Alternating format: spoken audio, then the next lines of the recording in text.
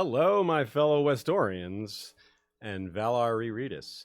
This is episode 3 of A Game of Thrones. Today we're covering Tyrion 1, Jon II, Daenerys II, Eddard II, Tyrion II, Catelyn III, and Sansa 1.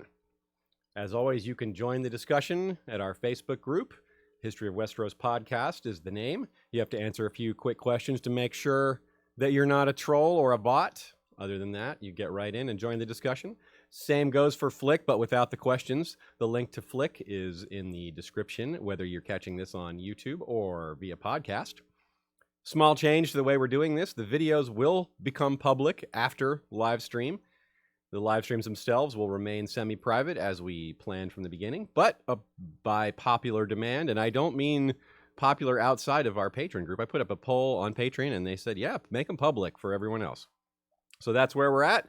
We also still have an episode document available on Google Drive that you can find in any of those locations that has a list of all the Valar Rereadis live streams, which, of course, become regular videos after they're live.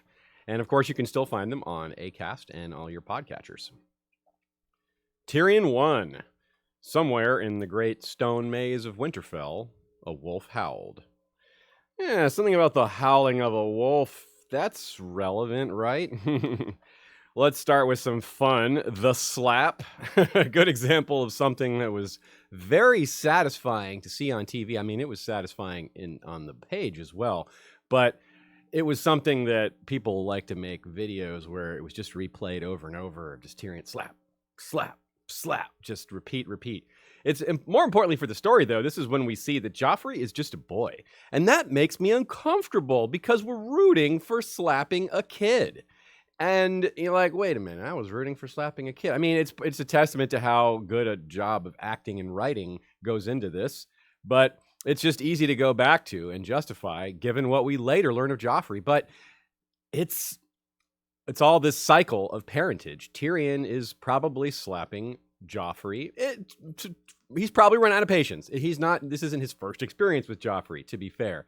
Still, this is probably how Tywin dealt with such things. He probably slapped Tyrion a few times, or the equivalent. Maybe he didn't do exactly that, but it's basically all passed down by our parents. Speaking of being passed down by our fathers, what a great way to start off on Father's Day. Yes, this live stream is happening on Father's Day here in the U.S. So, how about that? What good timing. Even though Joffrey is just a boy, and even though Robert was a bad father, and Cersei's not exactly mother of the year, he's so consistently awful that it's hard to find sympathy for him. There's just no sense that he could ever turn it around. Maybe I'm just reading into that because I know already. But with some of the other characters, I don't know, I didn't feel like some of them that started off kind of rough, I didn't feel like there was no hope for them. Joffrey, maybe it's just George was writing it that way on purpose. It just didn't ever seem like there was much hope for him.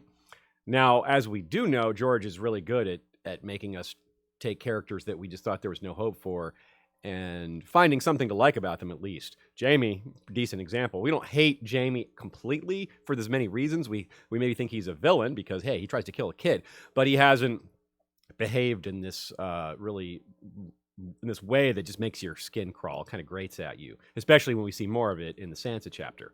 So a really interesting thing about the whole, it's a good reference to Tyrion talking about dancing on the strings who came before us. That certainly plays true for all the characters and for us in real life, at least to a certain point. Good catch by Sir Raywin Hill and by Lady Stephanie the Peerless, Dwarf of the Lowlands, rather, who both noted that the line that Joffrey says can't abide the wailing of women, and he is the future wielder of Widow's Wail. Good catch, y'all. That's one of the great things about us doing this as a group. We do most of the heavy lifting over here, but y'all pitch in with questions and notifications and things you catch, the discussions on Flick and Facebook, and a lot of things that we don't catch that you guys pick up, and those get to join the episode, or they get to be part of the episode. Y'all are joining the episode sort of indirectly. The Hound, of course, is getting more character development here. It's still too early to say he's been developed a lot, but He's popped up in several chapters. You can see that he's angry and violent, but he also has a sense of humor, even though both his regular personality and his jokes are a bit callous. Still, he's rounding out a bit.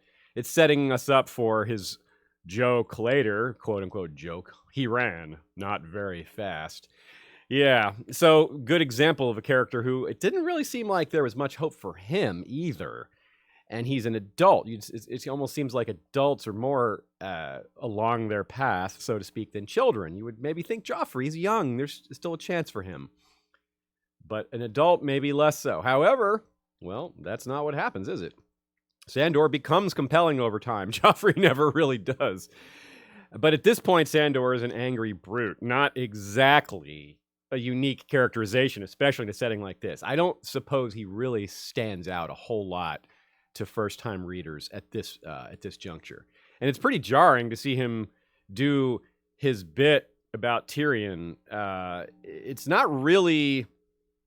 That's not the kind of joke he makes later. There's a few things off in these early chapters that are not really reflective of the personalities of the characters in the long run, because George is still kind of figuring it out, feeling it out.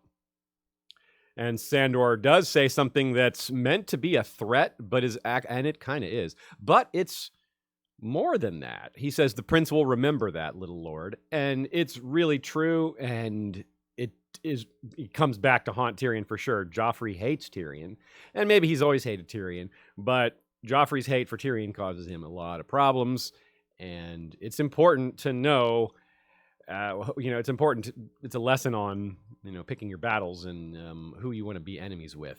The future king, Tyrion's right as far as his attitude and as far as what he thinks Joffrey should be doing there. But yeah, maybe he didn't have to antagonize Joffrey so much in the process. Tyrion goes off to have breakfast with his lion family. It's what's true for Sandor is true for Jaime. Like I said, Jaime's more surprising in some ways. We have more certainty with Jaime, though, that he's turned it around because we see inside his head, which is never true for Joffrey and presumably not true for Sandor. But even with Jaime, it's not true till A Storm of Swords. We've got a ways to go on that. Here, we just get more evidence that he's shallow. We haven't begun to figure out or learn the depth that he eventually shows us. We've only really seen that he's awful and that Tyrion is not. But Tyrion thinks here that he would forgive Jaime just about anything because he's the one person that has treated him well. He thinks of the terrible long years of his childhood. So that right there is the slow graying of some of these characters into not exactly what we expected. The tropes are breaking down here already. Tyrion is someone we kind of like right away, even though maybe we're not sure about him because of his family. But Jaime we didn't like, but here we have Tyrion endorsing him for being a good guy, for standing up for him all throughout his childhood, which that seems like a pretty good thing for Jaime to have done. But we doubt he'd forgive Jaime, framing him for regicide as the 1993 outline called for. The original plan for George was to do that, of course. That may have been meant to be ironic foreshadowing, because this is the kind of thing I wouldn't forgive him for. And maybe he won't forgive him for Tysha. Maybe he will, though. Maybe eventually he'll forgive him for Tysha. I think he probably will. Instead, though, this whole framing someone for regicide came back around, and it's not framing so much, but it's blaming and doing nothing about it other than executing this straightforward kind of arbitrary justice. And of course, I'm referring to Tywin. Tywin basically sends Tyrion down for regicide, even though he's pretty sure he didn't do it.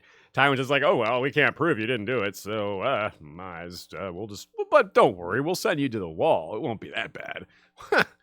Now, Tyrion went to the wall. He knows how it is, which, of course, that's coming a little bit later in this episode. Another thing making it hard to hate the Lannisters outright, a little subtle thing, apart from Tyrion, of course, is Tommen.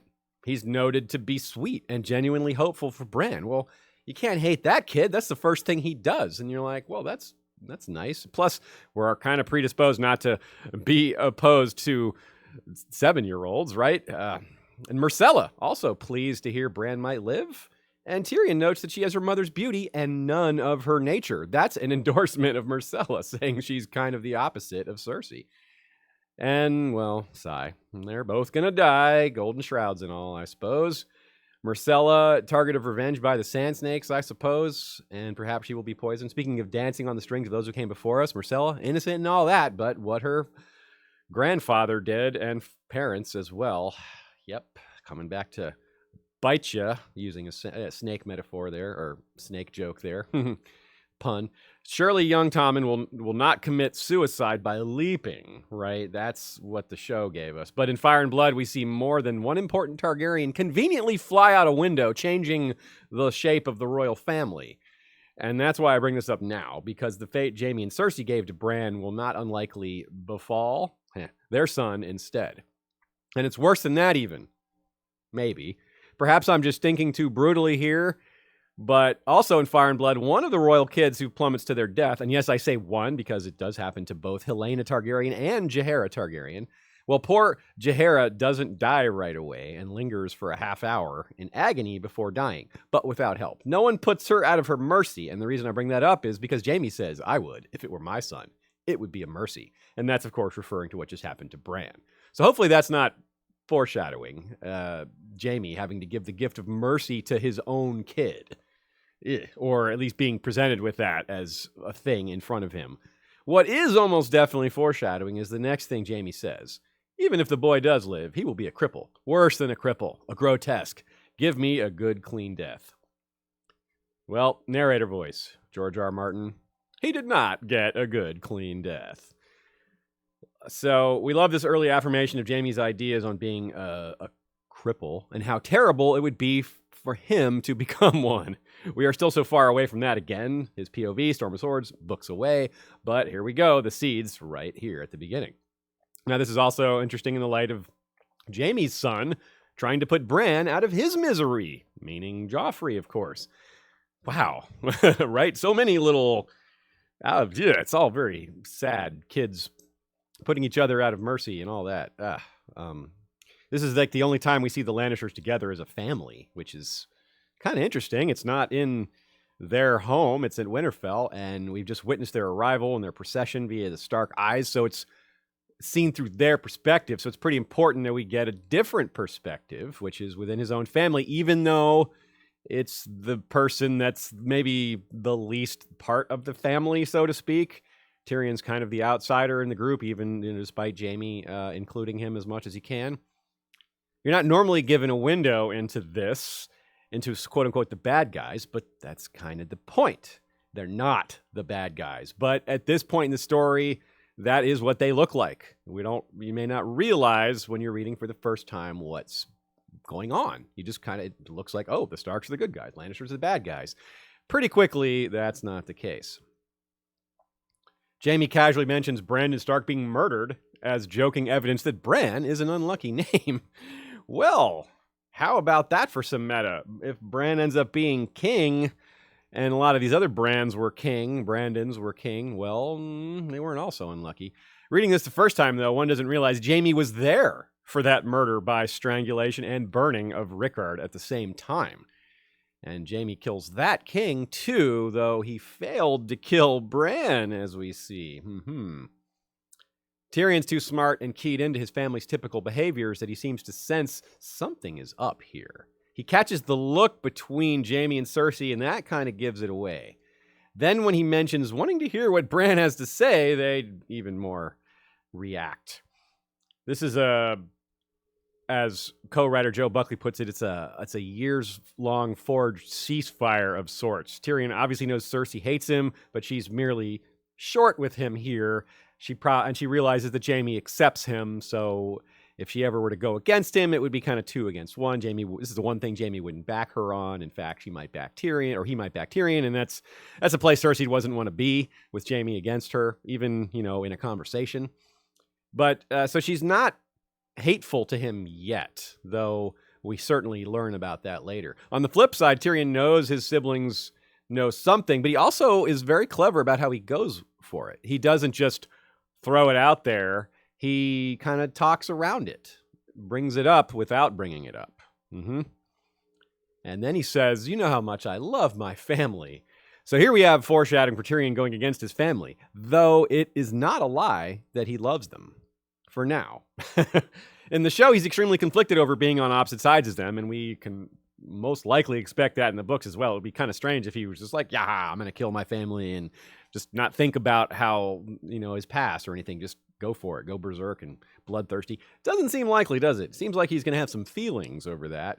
The show also didn't give us Tysha, so he has even more reason to be upset with Jaime, though, in this case. But like I said before, I do think he'll probably forgive Jaime for that, but it won't be easy.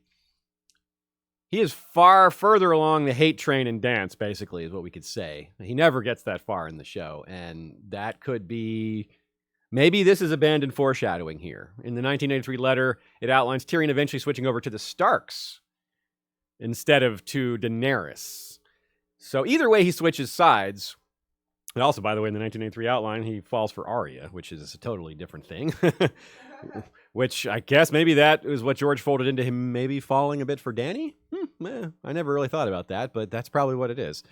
And it's also easy to miss that this foreshadowing was originally intended to be a different kind of foreshadowing.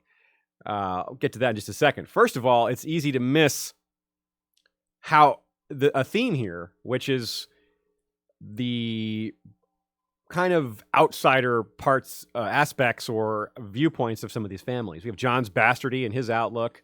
Tyrion being kind of similar in his way, saying all dwarves are bastards. Arya's in the shadow of Sansa, being forced to be what she's not. Dany's childhood filled with fear and all that.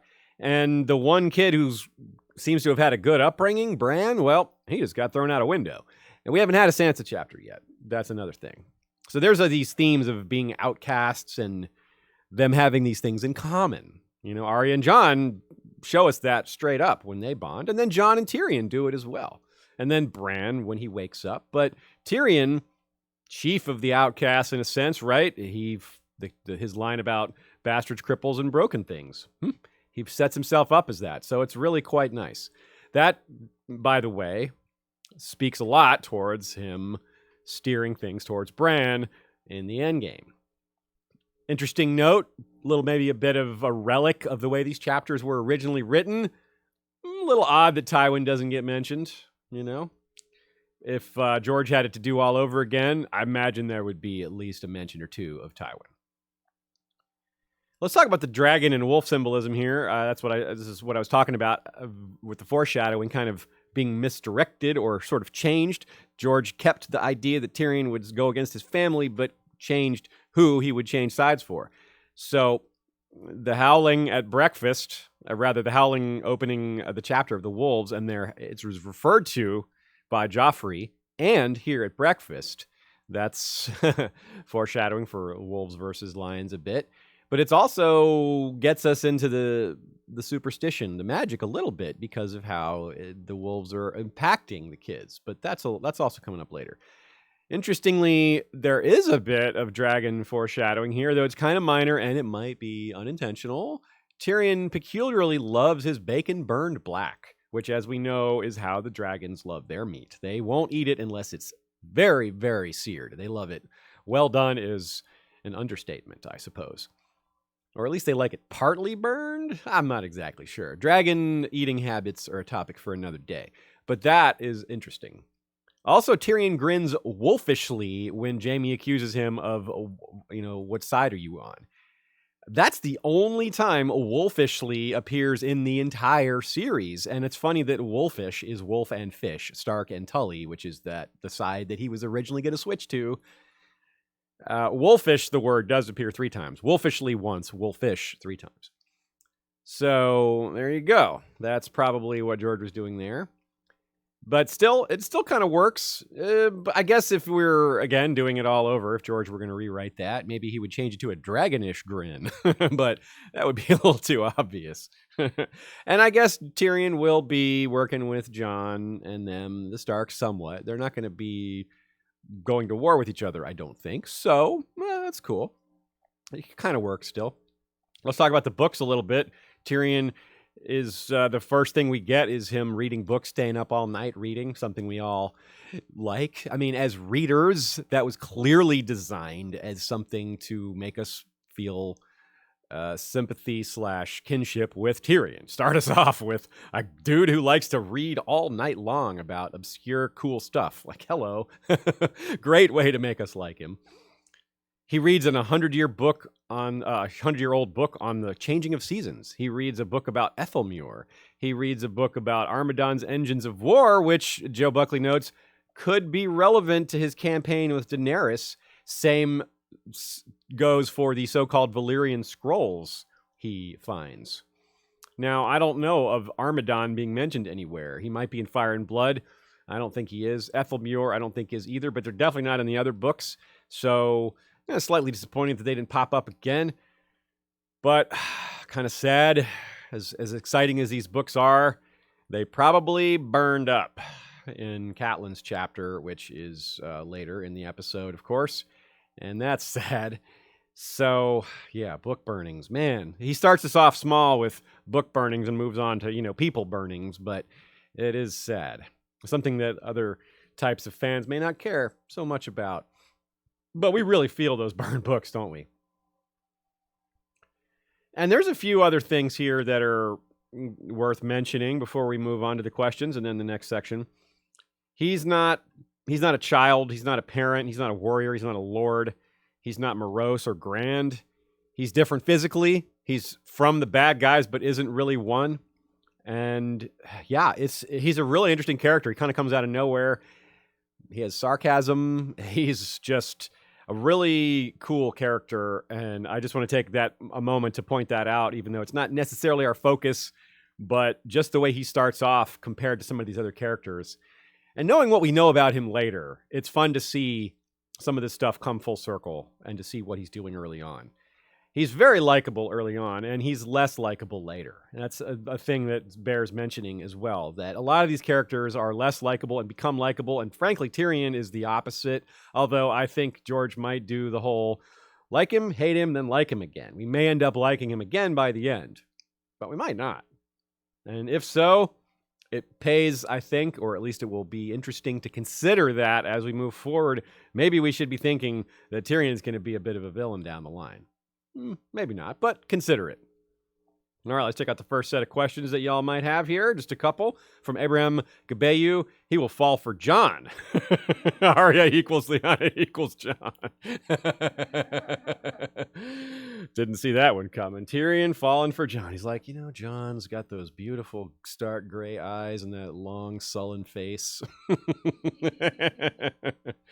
Well, he's obviously joking, but, he points out that Arya, Tyrion was going to fall for Arya, and Arya looks like Jon, so clever.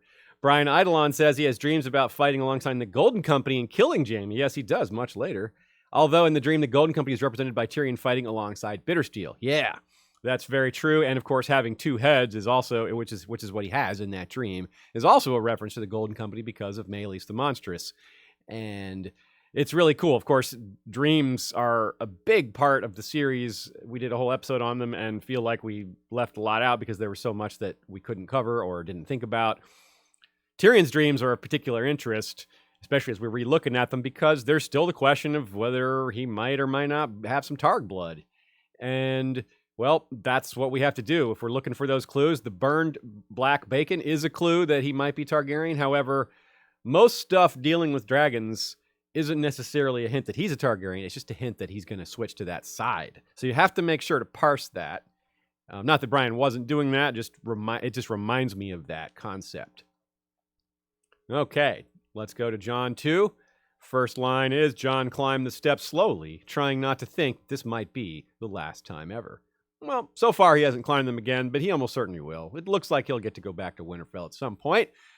Maybe not, but I believe he will. Jon says goodbye to Bran, Robb, and Arya while facing down Catelyn. In this one chapter, Jon has more interactions with more of the Starks than any of them do with each other in the entire series.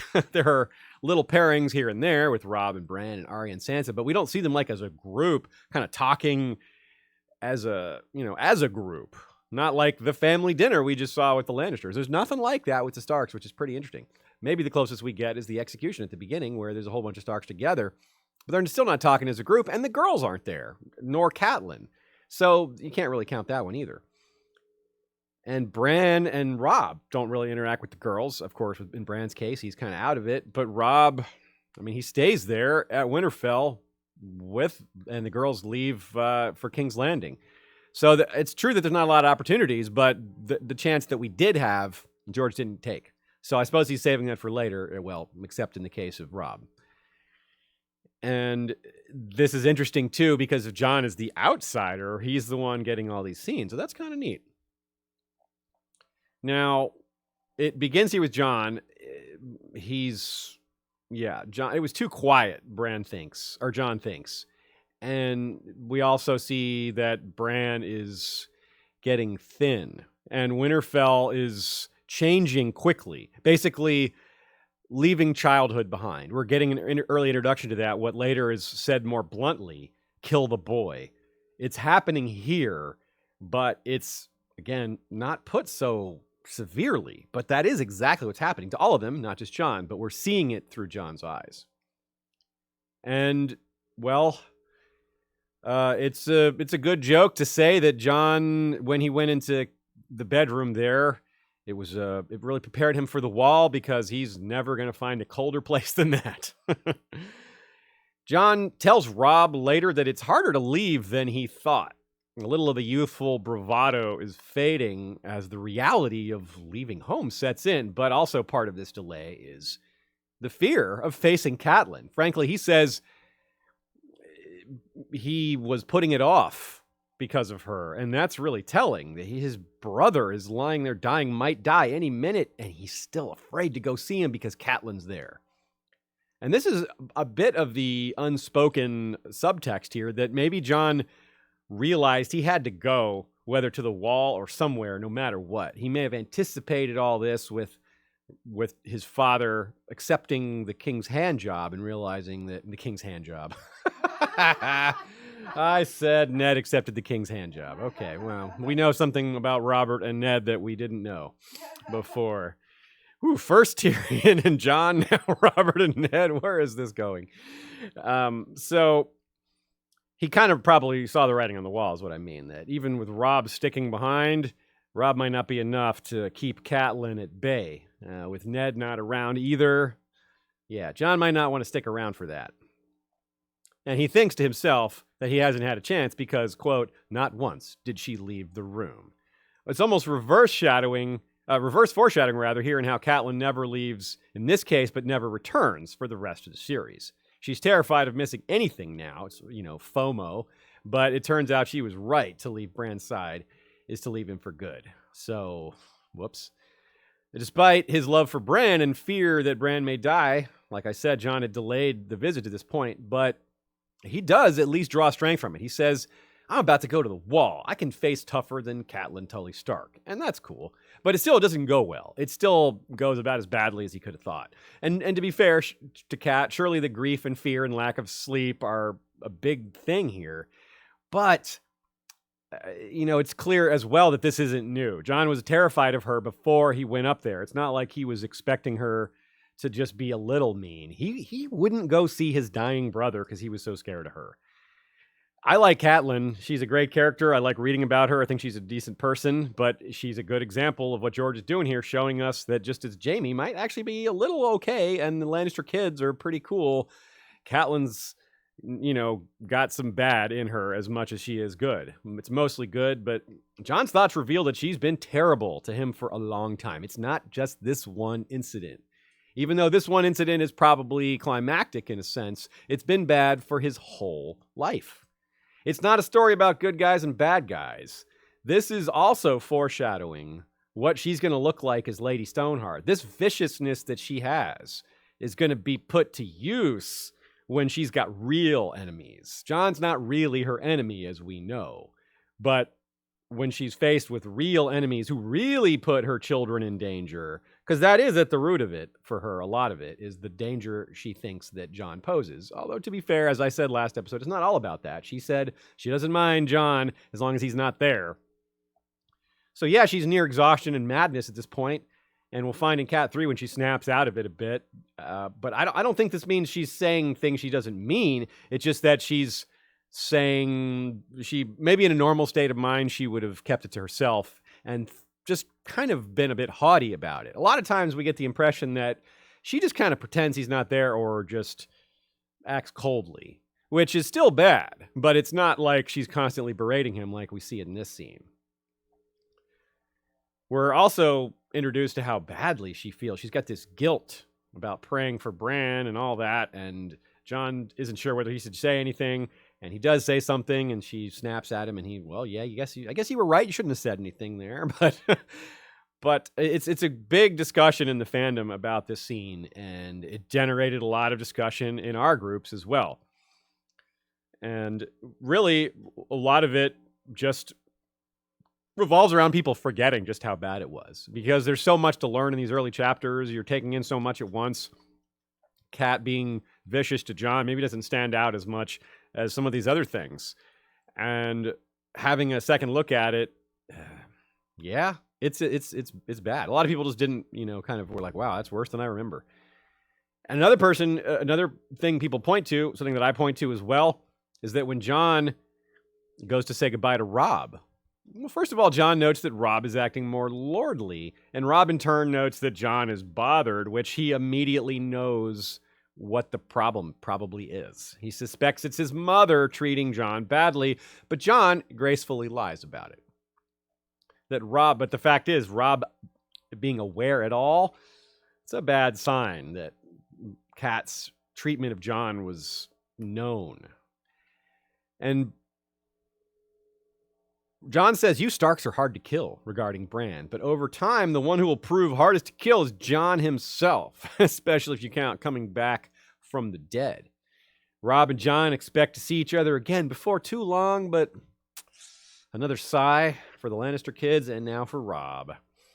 Snowflakes melting in his hair we get in this scene, and it's very sharp imagery that both Jon and Sansa come to remember years down the line, and Robb crosses that over with his own departure with Sam in A Dance with Dragons. For a relationship that is so deep and symbolic for both young men as they grow up into positions of power, we have so few scenes of them together. Yeah, it's too bad we didn't get a little more of that, but remember, this series was planned as a trilogy. I think if George had started this off as a 7-book series, if he had gone with that in the beginning, he probably would have taken a little more time with these early Winterfell scenes. That's also why they're so jam-packed with foreshadowing, because he was trying to do a lot much quicker. We really get this and Bran 1, and that's about it. So we don't get a lot of their competition up front, but we do get it in Jon's memories. George does give us more of it later through flashbacks, sort of. Not really flashbacks, it's the same. That's literary flashbacks, I suppose. His memories, same thing, really.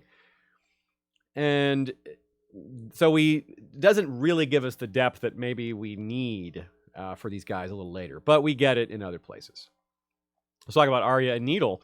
Like in the Tyrion chapter, there's a budding, subtle evidence that the direwolves and Starks have the skin changer bond. The little things are going on here, and we don't necessarily know what to look for the first time through. But here, it's a cute moment. But Nymeria helping Arya pack is possibly supernatural. On the other hand, wolves know a lot about packs, right? Yeah. Gotcha. I got her. Nymeria also has already learned to bark as a warning after being told to guard. They're learning really fast. So, and the undertones, now that we know better, is that there's a magic going on. It's not just dog and owner. As we're told many times, they are more than dogs. And perhaps because Nymeria's wildness is in play, at least later, that's also a reference, because all the Starks do, and their wolves seem to have personalities that are reflective. And we can be pretty sure that the Starks didn't get their personalities from the wolves, because the wolves are just pups. And so it's almost a sure thing that the personality input came from the kids onto the wolves, with maybe a little coming back. But mostly I would suspect it's the owners imprinting their personalities on the wolves. They say together in unison, "Don't tell Sansa," and share a laugh. Arya and Jon are very observant together. They know Sansa is a bit of a tattler, which is foreshadowing. And interestingly enough, a recurring theme is that Ned doesn't really get his own kids a lot of ways. He's a good father in the protective sense, but he's not great at reading their personalities in a lot of ways, or what's ailing them, or what would make them feel better. And here's an example. If Ned had the insight that Arya and Jon do here. He would not have told Sansa about his plans, which wound up tattling, or she wound up tattling to Cersei, and that did backfire pretty badly. So Jon also tells Arya, "You'll have to be fast." And then when she guesses the name Needle, he thinks of how quick she is, so quick and fast. And they love each other. This scene is great. And again, it's because they're both outcasts. They have so much in common. And it's not just the way they look, but that definitely helps. This scene is equally as important for Arya's story as it is for Jon's, right? I mean, it's in Arya's room, and it's how the chapter ends. The last line is, "The memory of her laughter warmed him on the long ride north." Yeah, it's good. And of course, this refers a bit to the original plan of Arya falling for Jon, the foreshadowing here. And presumably this would come after learning that they aren't really brother and sister. We're still glad he dropped that plot, though that would have helped, I suppose. Though some of the original plot elements that were dropped are still foreshadowed, they don't seem like romance, right? Arya and Jon loving each other, it didn't seem romantic. Not that he would write it that way for them being so young anyway. But there wasn't any, I don't see even like a subtle thing here. This is familial. They're fans of each other. They're not attracted to each other. That's not hinted at all. So that's good. And there's also some slight hints here about them joining up again at the same castle, which, maybe would have been done in the original draft. Likely would have been anyway, because again, smaller story, everything coming back full circle to Winterfell just makes more sense in that light. This also speaks to the original plan of Sansa staying Lannister. She was going to have Joffrey's kids and not ever really come back over to the Stark side, although she would come to regret it, but she would have kids with Joffrey and she would love them. So there's that. But that obviously isn't happening. Instead of Jon's reveal leading to a new opportunity for a loving relationship with Arya, it seems George R. R. Martin decided that Jon's parentage would perhaps ruin a relationship instead, maybe his and Dany's. Because if they fall for each other before Jon learns who he is, well, then we get similar to HBO. Maybe. We shall see. It's the polar opposite, by the way, of Arya meeting, or Jon meeting with Catelyn. It's an important scene to show why Jon hasn't gone completely off the rails due to Catelyn's abuse, right? He still has this connection to the family through Arya and Robb, but of course Robb won't be there later, so the connection to Arya is important. And of course, Catelyn won't be there either. Well, or will she? Well, she won't be Catelyn. It also shows that Arya is disconnected from Catelyn in some ways, because they're different. Catelyn is more like Sansa. Sansa is more like Catelyn. They get each other more. And Arya, no, not so much. Catelyn hates Jon. Arya loves Jon, right? You can see some of these opposites. And of course, the way they speak to each other. Catelyn pretty much ignores him or stares at him or etc., whereas Jon and Arya love each other and talk a lot. Finish each other's sentences, in fact. You got silence versus finishing each other's sentences. That's really neat the way George did that. All right, questions about Jon II. Like I said, a lot of people didn't recall just how bad that scene was with regards to Cat and Jon. And Stephanie the Peerless points out different roads sometimes lead to the same castle, which is surely what we meant about Arya and Jon coming back together. Yep, absolutely. That's the quote relevant to that. We have a couple of different people saying similar things. Brendan B., John Hagee, Brian Eidolon, and Christina Manoli all had the following references that are related.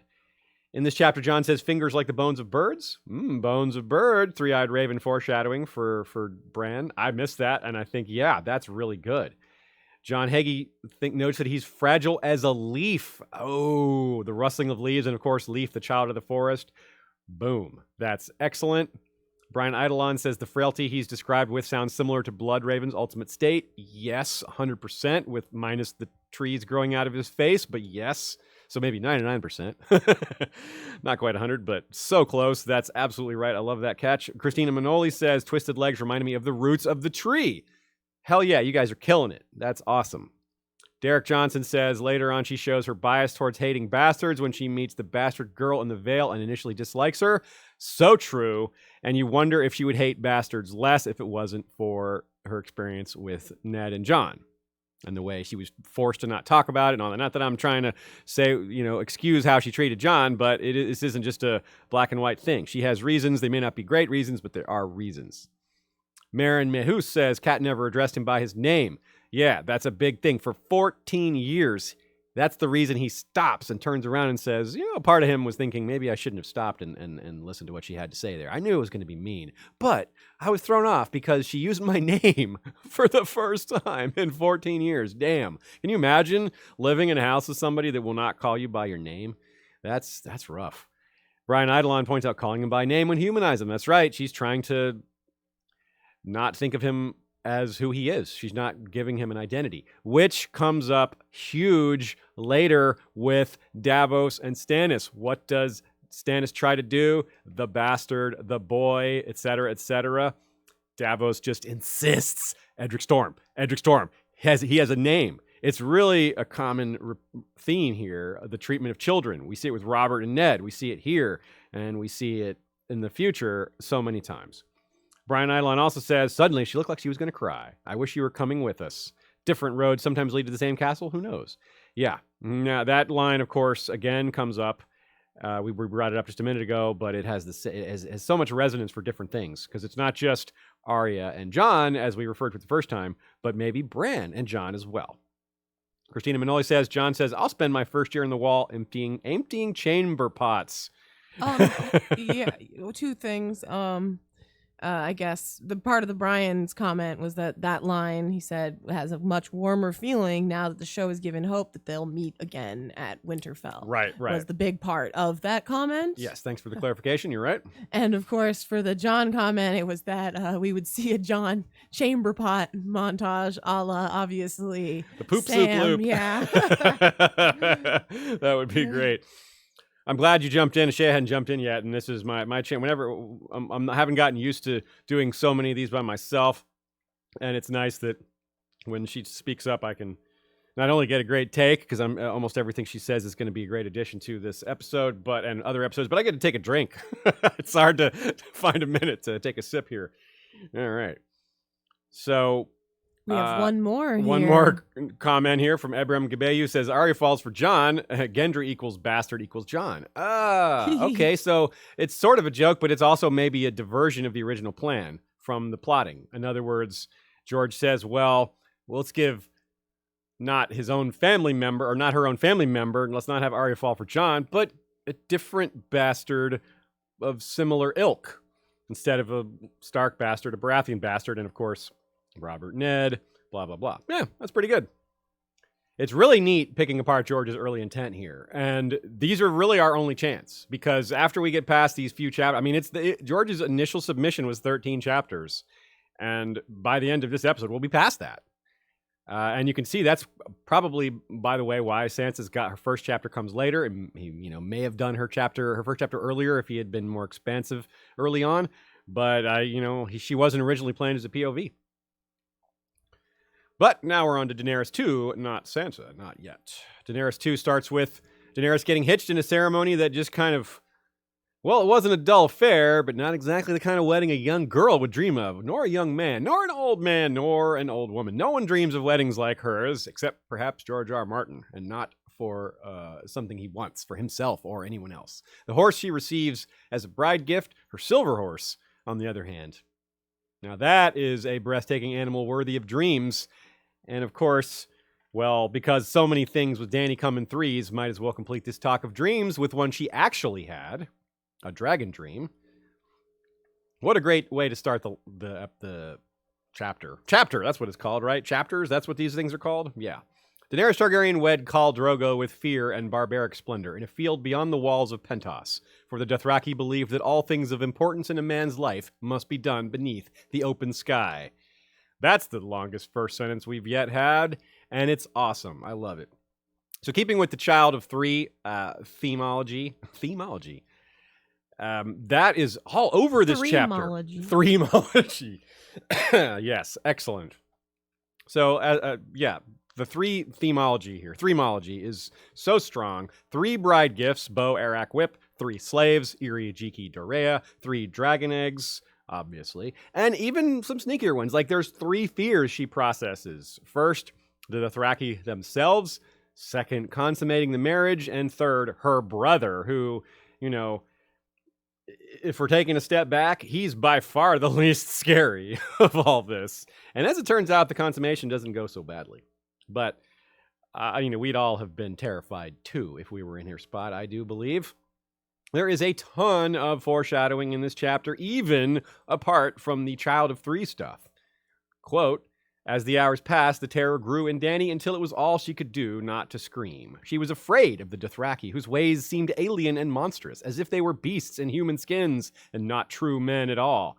If they make her feel like this, imagine how Westerosi will feel. Many of them, lots of them, huge numbers of them will be terrified as she is. So right here by itself, you can see why Dany, off the bat, is going to have popularity issues in Westeros by being the person who brings this terror to Westeros. And she has time to get used to it. She rides among them, gets this husband who, they have some back and forth. Eventually, he treats her quite well.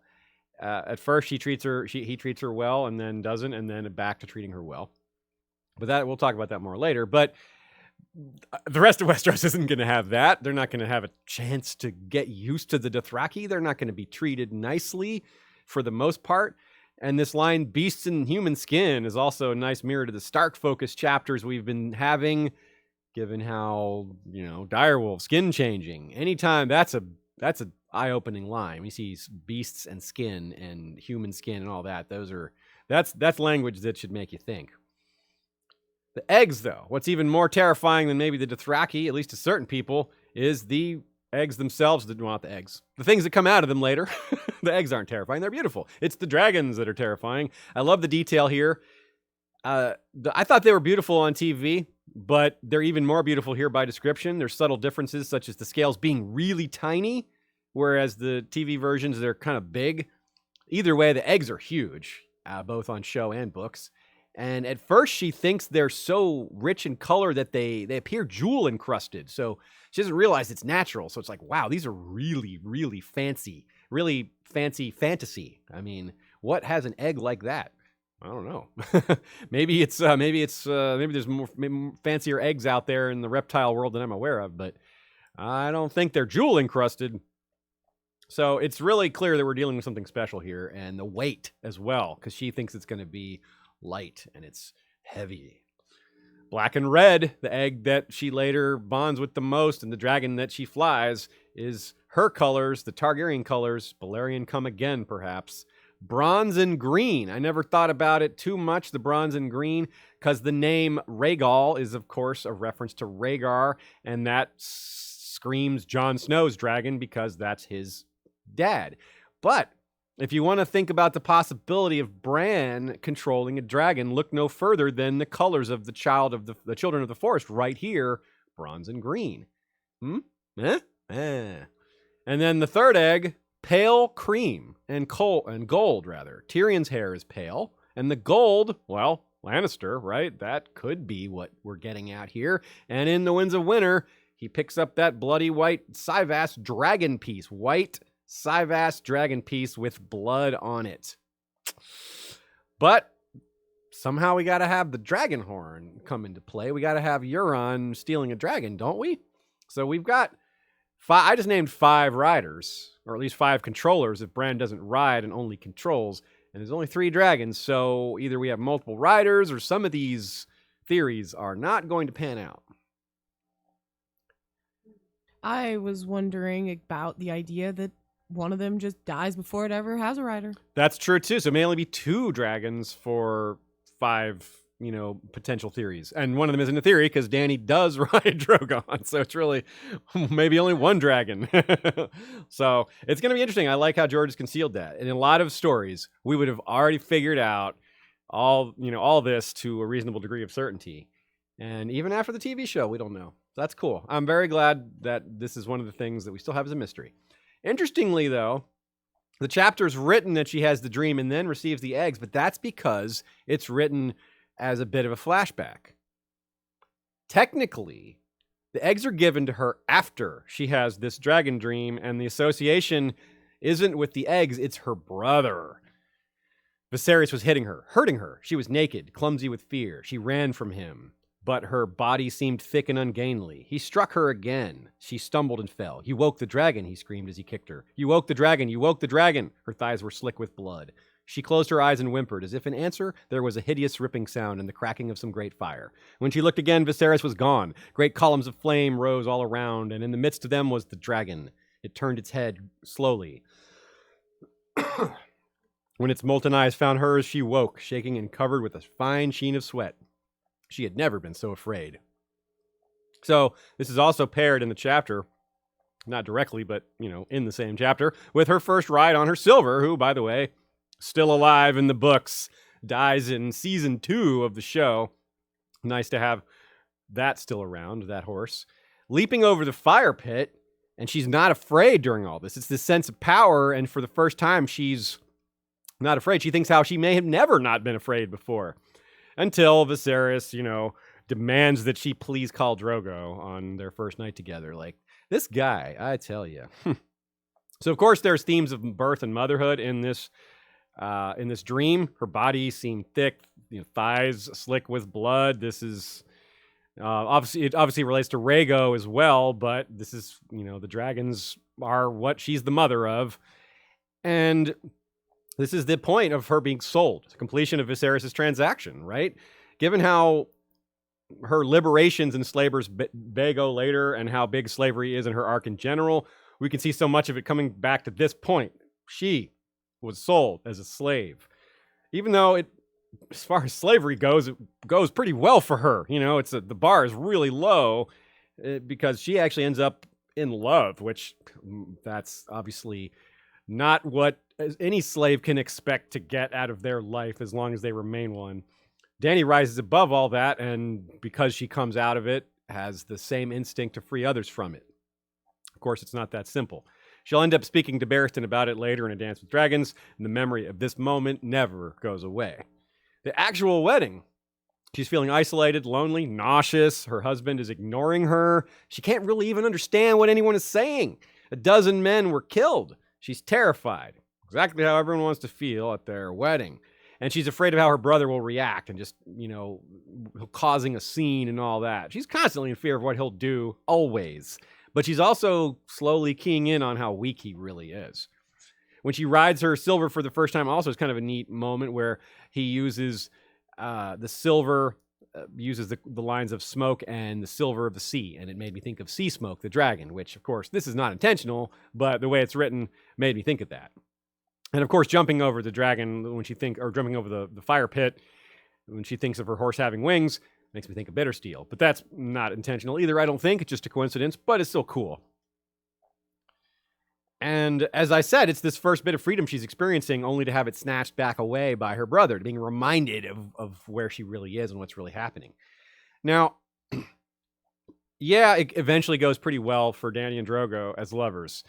But remember what happens after this tender moment. He goes back to just being kind of brutal to her. He comes in drunk every night and just has his way with her, rides her, the way she puts it, and it's painful. She's sore all the time. It's not loving. It's kind of spousal rapey, if not straight up spousal rapey.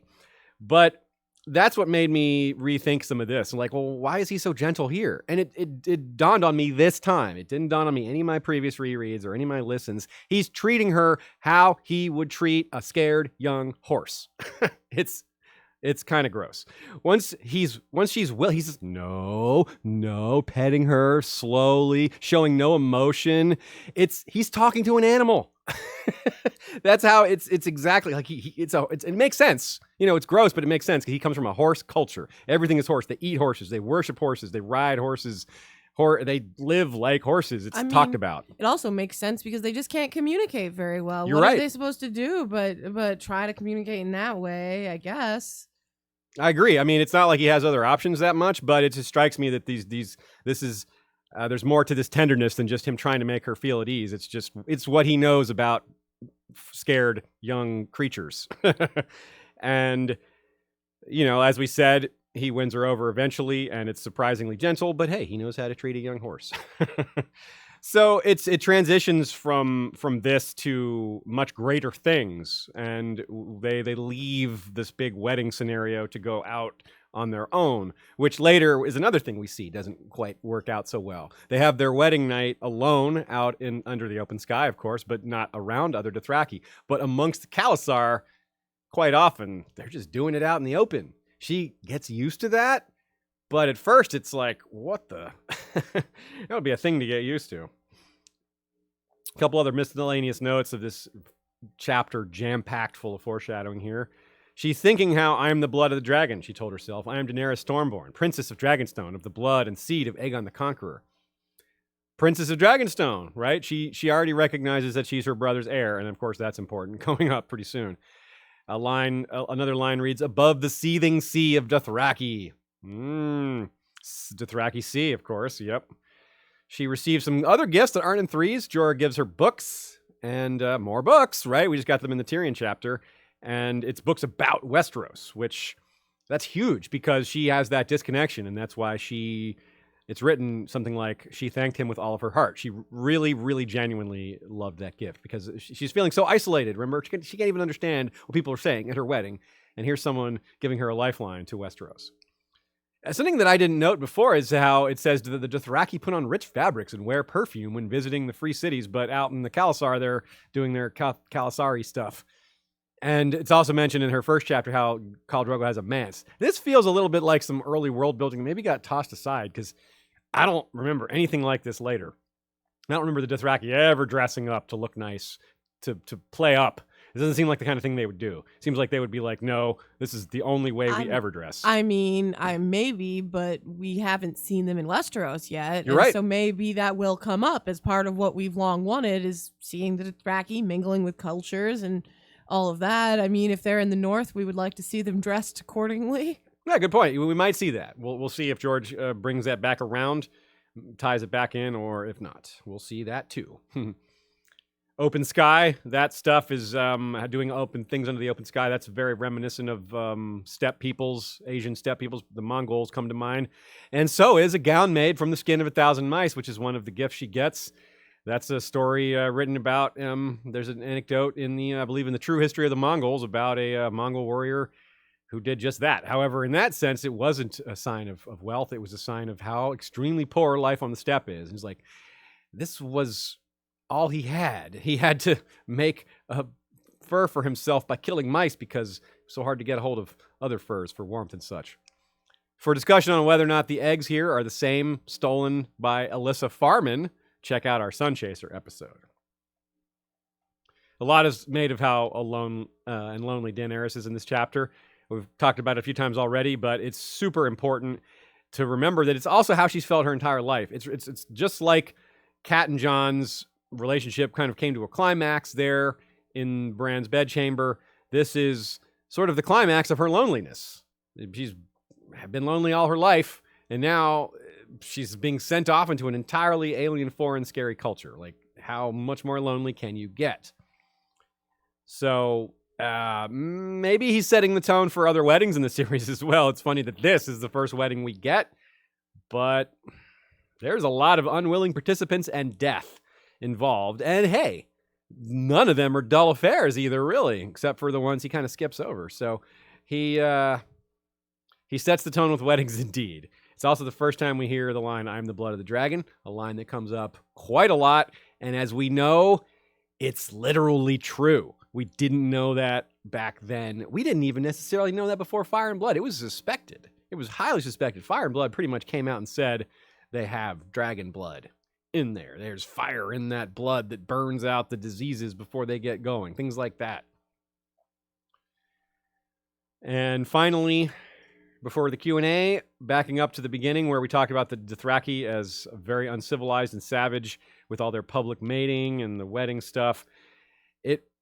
It isn't really that big of a difference than a lot of what happens in Westeros. Westeros puts these trappings of civilization on a lot of these things, yet they still have this barbaric bedding ceremony, and they still have war and death and murder all over the place. Maybe people aren't stabbing each other in the middle of a wedding regularly, where it is regular in Dothraki weddings, but in this story, it's pretty regular.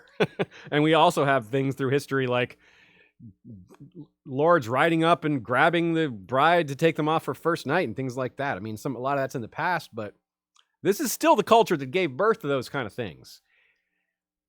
Never forget. Okay, questions about Daenerys II. Nina Friel, who has contributed a lot to previous episodes as well as this one, points out Illyrio's enigmatic smile. It's good for his plan that Viserys is such an aggressive but weak and unstable idiot. Remember that Illyrio, from the get-go, is not taking Viserys seriously, which is a huge clue. We don't have any indication that Illyrio knew the eggs would hatch. So, again, this whole thing is a smokescreen. We didn't necessarily know, or George didn't necessarily know early on. He hadn't necessarily plotted all of it out. He hadn't necessarily decided exactly who young Griff / Fagon would be or all that. But he did know that Varys and Illyrio were not truly backing Viserys or Daenerys, which means they had to be backing someone, and it wasn't Jon Snow. There's no hint of that. They didn't know about him. So that means it had to be someone, and that someone is the character that eventually became young Griff as George's gardening reached that point. But the idea was there from this very beginning. At least it seems that way. That's my opinion, and my opinion is shared by many others. Your opinion may vary. However, going back to Nina's point, he does misjudge Viserys a little bit, though. Yes, he's weak. Yes, he's unstable, but more weak and unstable than either of them realized. He had perhaps a bit of the Targaryen madness that they may not have anticipated being quite so bad. I mean, who could predict he would wave his sword at Khal Drogo and things like that? Just really? Yeah, I don't think Illyrio saw that coming. Stephanie the Peerless wonders if Viserys' impatience is a harbinger for Dany and how she will behave later. Mother Tribbles points out that it maybe seems a little bit odd that he gives dragon eggs to someone he's using as disposable. But that is part of why he wanted to make sure that the smokescreen was good. He wanted to make it believable. Giving these fancy, overly expensive gifts to someone really sells it. I mean, case in point. Some of us have trouble accepting that all along she was a smokescreen because of the dragon eggs. Well, if you turn that logic around, it shows that his plan worked. And again, as Brian Eidolon points out, as I've already said, they were petrified eggs. He would have no reason. There's no indication Illyrio has any sort of hint about magic or any of this stuff. His partner hates magic, I remind y'all, Varys. So I really don't think he saw they would be anything other than decorative. Most of the fandom seems to agree. I can understand why some people question that, but Illyrio is staggeringly wealthy. So yeah, I understand why people would think the dragon eggs are just too much to have given away. Not so much. Remember, he made a fortune. It's explicitly mentioned that he made a fortune in slaves for his deal. Dany even thinks about that. Like, he made so much money from this wedding, he can afford to give up the dragon eggs. It's even said in this chapter. Sneakily, but it's said. Up from Under Winterfell says, I think we will get more answers about that, given Fire and Blood. Yes, I do too. Fire and Blood did give us some more answers regarding the eggs, more detail on eggs in general. Fire and Blood 2 may continue that, and the rest of the series as well, of course. Bear Island Josh mentions a wedding with a minimum of 3 deaths. And and John Heggie mentions a Dothraki wedding without 3 deaths is a rather dull affair. Yep, great lines, of course. I wonder if we'll get another Dothraki wedding some point later in the series. Yeah, I don't know. Obviously, if anyone didn't catch that, the 3 part was because of the theme of 3s. Absolutely, yes, of course. You guys are right. Good catch. That's one of the most obvious ones, and I didn't include it. So, good job, y'all. Again, I repeat how awesome it is to have live viewers and y'all sending in your questions and thoughts ahead of time, because nobody can catch all this stuff. Nobody. Christina Manoli, last question here, says, throughout Dany's chapters with Drogo, she is constantly noting the sounds of the bells in his hair. Yes, the bells. It is synonymous with his braid, strength, and power. The longer the braid, the louder the bells. See, I think that's a really great chat, a really great comment right there. I totally agree. I didn't think of it, and it's huge. You're right, because people, even at the time, I really should have thought. I'm kicking myself now, because at the time when people were complaining about the TV shows, like, there's no bells in her background. That doesn't mean anything to her. Well, in the books, it certainly does. And of course, it also means something to John Connington. But that could end up having double meanings. George, you got us. Well done. Damn. 1996. 1996. This was written, folks. Hell yeah. Okay, so we're about halfway here. These first 3 chapters we have more to say about than the last 4, but we have a lot to say about those as well. As we've set out here with Valar Rereadis, we do very little in the way of shout outs and ads and such like that. That is all mostly for our live streams and our scripted episodes. But I will give a thanks to all of our patrons and donors here. Just a generic thanks without naming any specific names. Y'all make all this possible, and you get earlier access to some of these live streams and stuff like that by joining. Also, we do not have super chats because this is unlisted. Super chats are not possible for unlisted live streams. Yeah, we don't need donations during these, but if you feel the urge to be giving, paypal.me/history of Westeros is the way to do that. Or is it Westeros History? I think it's History of Westeros, right? For PayPal? Yeah. It is Westeros History. Oh, so I said it wrong then. Yeah. PayPal.me/Westeros History, not History of Westeros. Maybe we both have it wrong. Okay, well, awkward. Whoops. I guess I should have gotten that straight before saying it. Anyway, yeah, we'll figure that out and I'll move on. Eddard II is our next chapter. It is Westeros History. I checked it. Okay, I looked it up right then. PayPal.me/Westeros History. To be clear. Thanks, everybody. And thanks to Shea. Okay, so Eddard II. When the characters go places, we tell you about those places, and that's just beginning now because other than Pentos, everyone's been packed in Winterfell. But here in Eddard II, they're heading south. Locations give us history. History gives us foreshadowing. Yeah, and you know where that goes. And then we get our first merging of storylines because here in Eddard II, news of Dany's marriage arrives first thing. In this case, for our location, it's a barrow. We don't know which barrow. We don't know exactly where on the ride they are. The Barrowlands are huge, but they were a seat of many early First Man Kings, and that's important. So Robert and Ned here have kind of a proto love versus duty chat. It's just a joke. They don't take it seriously. It's just, an offhand comment by Robert, but it is the concept in a nutshell. Robert's like, screw it. Let's just go ride off on the King's Road by ourselves. A couple of vagabond nights. What do you think? And, well, we weren't the boys we were, Robert. And I love Robert's response. You were never the boy you were. That's one of my favorite jokey lines of the early going here. Ned also recounts some history of the rebellion, especially the part about Jaime and Aerys and sitting on the throne. So first of all, though, as this chapter starts, news of Stallion and Dragon. The first line, the summons came in the hour before the dawn, when the world was still and gray. The news that Daenerys Targaryen wed Khal Drogo is surely important, but is it private news? Maybe? Robert doesn't like the idea of people knowing Viserys and Daenerys are out there, but there's something a little odd about this scene, which is that a rider comes in the middle of the night sent by Varys to let Robert know. Yeah, it's a little fishy to me. I'm not sure.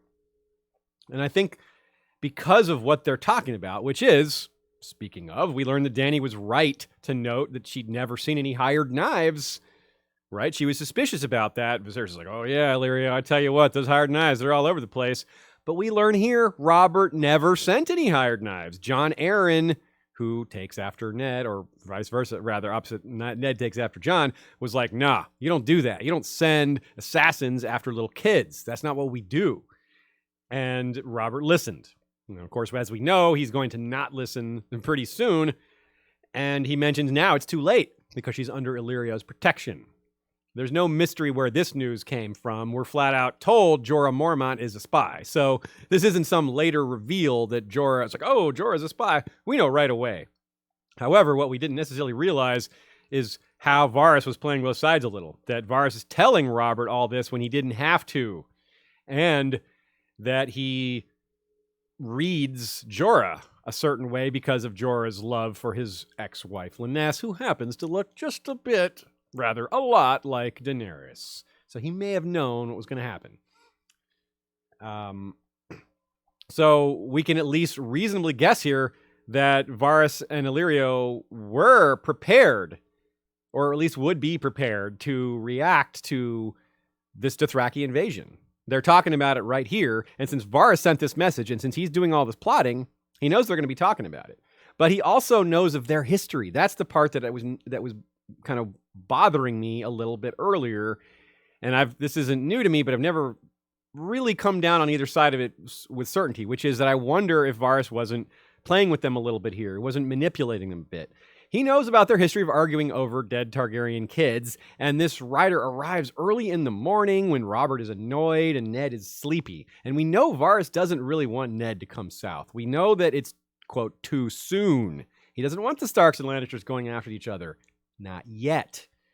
So, putting all that together, I almost think that maybe Varys was doing his job like he always does, but also sticking a little extra in there, meaning trying to drive a little extra wedge between Robert and Ned, maybe to prevent any of this from happening in the first place, maybe to drive them apart before it gets too far down the road. Literally down the road in this case as they're traveling south towards King's Landing.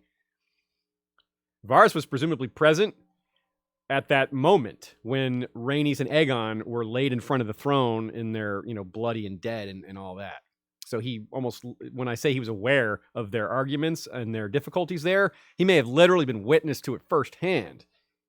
And so it's always important to know, this is a great thing, that when you're rereading, you get to think about every little thing that Varys and Littlefinger and some of these other plotters are doing from the beginning, because you have a lot more insight into what they're actually doing. So you get to see it play out rather than being like, oh, that's what he was doing. We get to go through it this time knowing there's a Phagon out there and knowing that Varys and Illyrio have been planning for this for like 16 years or so, roughly. Another great thing to keep in mind at all times with Ned chapters is the secret of Jon. When you're first reading the books, you're like, oh, this promise, this Lyanna. Now you know what it is. You maybe don't know the exact wording of the promise, which, by the way, is still potentially very revealing. But the general idea of the promise and what Ned has been keeping secret all this time, it's just such a different look. It explains so much. For example, how Ned never seems to have bad thoughts about Rhaegar. Meanwhile, Robert has huge, constant, savage thoughts about Rhaegar. Maybe that is part of it, right? It sneakily hides Ned's feelings for Rhaegar because Robert is so loud and blustery about it. And Ned's already kind of a quiet, not loud guy in the first place. Now, red herring, but not, is what I've called this little bit. Quote from Robert, "They bide their time for now, but give them half a chance. They will murder me in my bed and my sons with me. If the beggar king crosses with the Dothraki horde at his back, the traitors will join him." Okay, then. Well, if Viserys crosses, no. He's not going to cross, and neither will Khal Drogo. So that part's a red herring, because George planned to fool us in that sense. But Varys and Illyrio do want to engineer a Dothraki invasion, so he's not wrong that is a real threat that Ned is downplaying. This is where Robert's fears are correct. But here's where things are a little wonky. Meaning Robert, is worried that the realm will rise against, Robert is worried rather that many people will side with the foreign threat, not for it, which is a Targaryen, right? That's the problem here. Even if it's led by a Targaryen, the realm won't rise for the Dothraki. That's where Robert is wrong. That's, in fact, what Varys and Illyrio are banking on. That's the point. They expect the realm will unite against a foreign threat, which is bad news for Dany, right? All this time, she's bringing this army, gathering this army over several books, and we know from this very early chapter that this was Varys and Illyrio's plan all along, because they knew the realm would rise against that. That's why they want Robert gone before that happens. They don't want Robert to be the one to fight back against that menace. That makes him the hero, and getting rid of him is part of the plan here. So the son of Rhaegar versus the son of the Mad King is what they originally had in mind. And of course, they knew the realm would be like, yay, son of Rhaegar, not yay, son of the Mad King who's got Dothraki with him. But what it looks like they're getting is daughter of the Mad King. Whether or not she's mad or not is irrelevant at this point, because a lot of people will see it that way, whether she is or not. And of course, the other wrinkle here is the whole dragon part. So a lot of things did not go according to plan, but the things they expected are really interesting in where they're actually going, and they're still going. And Robert's thoughts and Ned's thoughts are really funny, considering everything that comes afterwards. And one of the many reasons Eddard doesn't like the idea of murdering young Dany is that, well, he's protecting his own young Targaryen. It's very personal, even beyond the argument they had in front of the throne with those kids, Aegon and Rhaenys, laid in front of him. That was before he even knew about Jon Snow. So he only got more mad and more protective of young kids afterwards. And the line, he had lived his lies for 14 years, yet they still haunted him at night, comes up here. And at this point, it's a bit confusing, because what lies are you talking about? You know, a really astute reader would be like, well, wait a second. He told Catelyn. The only thing he may have lied about is who the mother was, and that's not that big a deal if he's admitting it's his kid and all that. So, yeah, so this is a clue that something's not quite right. And, of course, we know what that is. We know exactly. So we get the mention of Wyla. She's not actually Jon's mother, but she's still important. So this is another red herring, but still important. It's not that she's Jon's mother. It's that she knows things, and she's, well, probably still alive. It's a great open question that we can't answer. Is Wylla still alive? She was Edric Dane's milk mother, so not too long ago she was alive, but that's still a lot of time has passed since then. Edric Dane, of course, tells Arya this bit in A Storm of Swords. So she might know about Jon and Ashara Dane. Whatever there is to know about Ashara Dane, that is. And yeah, so that's really neat. And on the subject of, say, the boys we were, talking about that, Robert is a man who derives everything happy from the past. He's talking about all these, he's even thinking about it, even in that little microcosm of a moment there, where he's thinking about all these different girls. He's like, oh no, Meryl. Oh no, that was one of mine. Oh, he's just going through these different women in his head, and then it's making him smile, because he's like, oh yeah, she was nice looking, and oh yeah, she had real big tracts of land, and and Ned is like, nah, I don't want to talk about this, man. So it's a great point. This is something that Joe put in our notes, and it's a really good point. Robert's just reminiscing, and the past sucks for Ned, though. I mean, the extreme past was cool when they were growing up with Jon Arryn before the war. That, he likes that part. But everything after it sucks. His brother gets strangled. His dad gets burned. He has to keep the secret. His sister dies in childbirth. It's awful. The war. And now he's forced to lie about it all afterwards, too. And of course, Lyanna. No conversation about Ned's bastard and killing Targaryens in a place of death is complete without bringing up Lyanna again. Promise me, Ned, again flashes through his mind, but we're like, we don't know what to promise. We still don't exactly know what the promise is, other than it's involved keeping Jon safe, which certainly involves keeping the secret, because as we see here, Robert, well, we don't know what Robert would have done, but it wouldn't have been a good thing. The next time he thinks of the phrase, promise me, Ned, he's going to be under somewhat similar circumstances. It's going to be when he's woken up, just as he was at the beginning of this chapter. But at this time, it'll be Eddard 12, all the way to Eddard 12, 10 more chapters from here. He's going to find Robert dying, and Robert's going to say, promise me, Ned, himself later in the chapter. So that is really going to come back many times and hit really hard in a lot of ways. And I want to talk about that because of Robert's death here. The symbolism here, the foreshadowing, is so powerful, but also kind of over the top, but in a way that's also easy to miss. It's both over the top and easy to miss. How do you do that? Well, that's the skill of George R. R. Martin. Okay, so back up to Ned's first chapter, right? He and Robert go straight to the crypt, right? The crypt. Okay. Death, cold. Yeah. Here they go straight headlong. Robert is rushing headlong so fast, Ned can barely keep up. Robert outraces his guards. That's a little symbolic, right?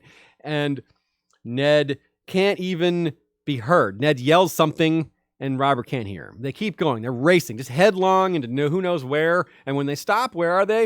A freaking graveyard. Come on. It's so great. First a crypt, then a barrow. I mean, hello, these guys are doomed. So, yeah, good one, George. So basically, it seems to come up for Ned that Lyanna memories happen when there's like times of stress. And this one is the first time of many. When he's in the north dealing with regular stress, like Night's Watch running off, which if he knew the full story, that would stress him out a lot more. But since he just pushes it off to the wildlings and their stuff, it's not as scary as it could be. This, however, these memories, this trauma, there's no shaking that. There's no doubt how, he sees Lyanna in his mind, in their bed of blood and all this, the horrors of war. It's trauma, and you don't just live that down. Yeah.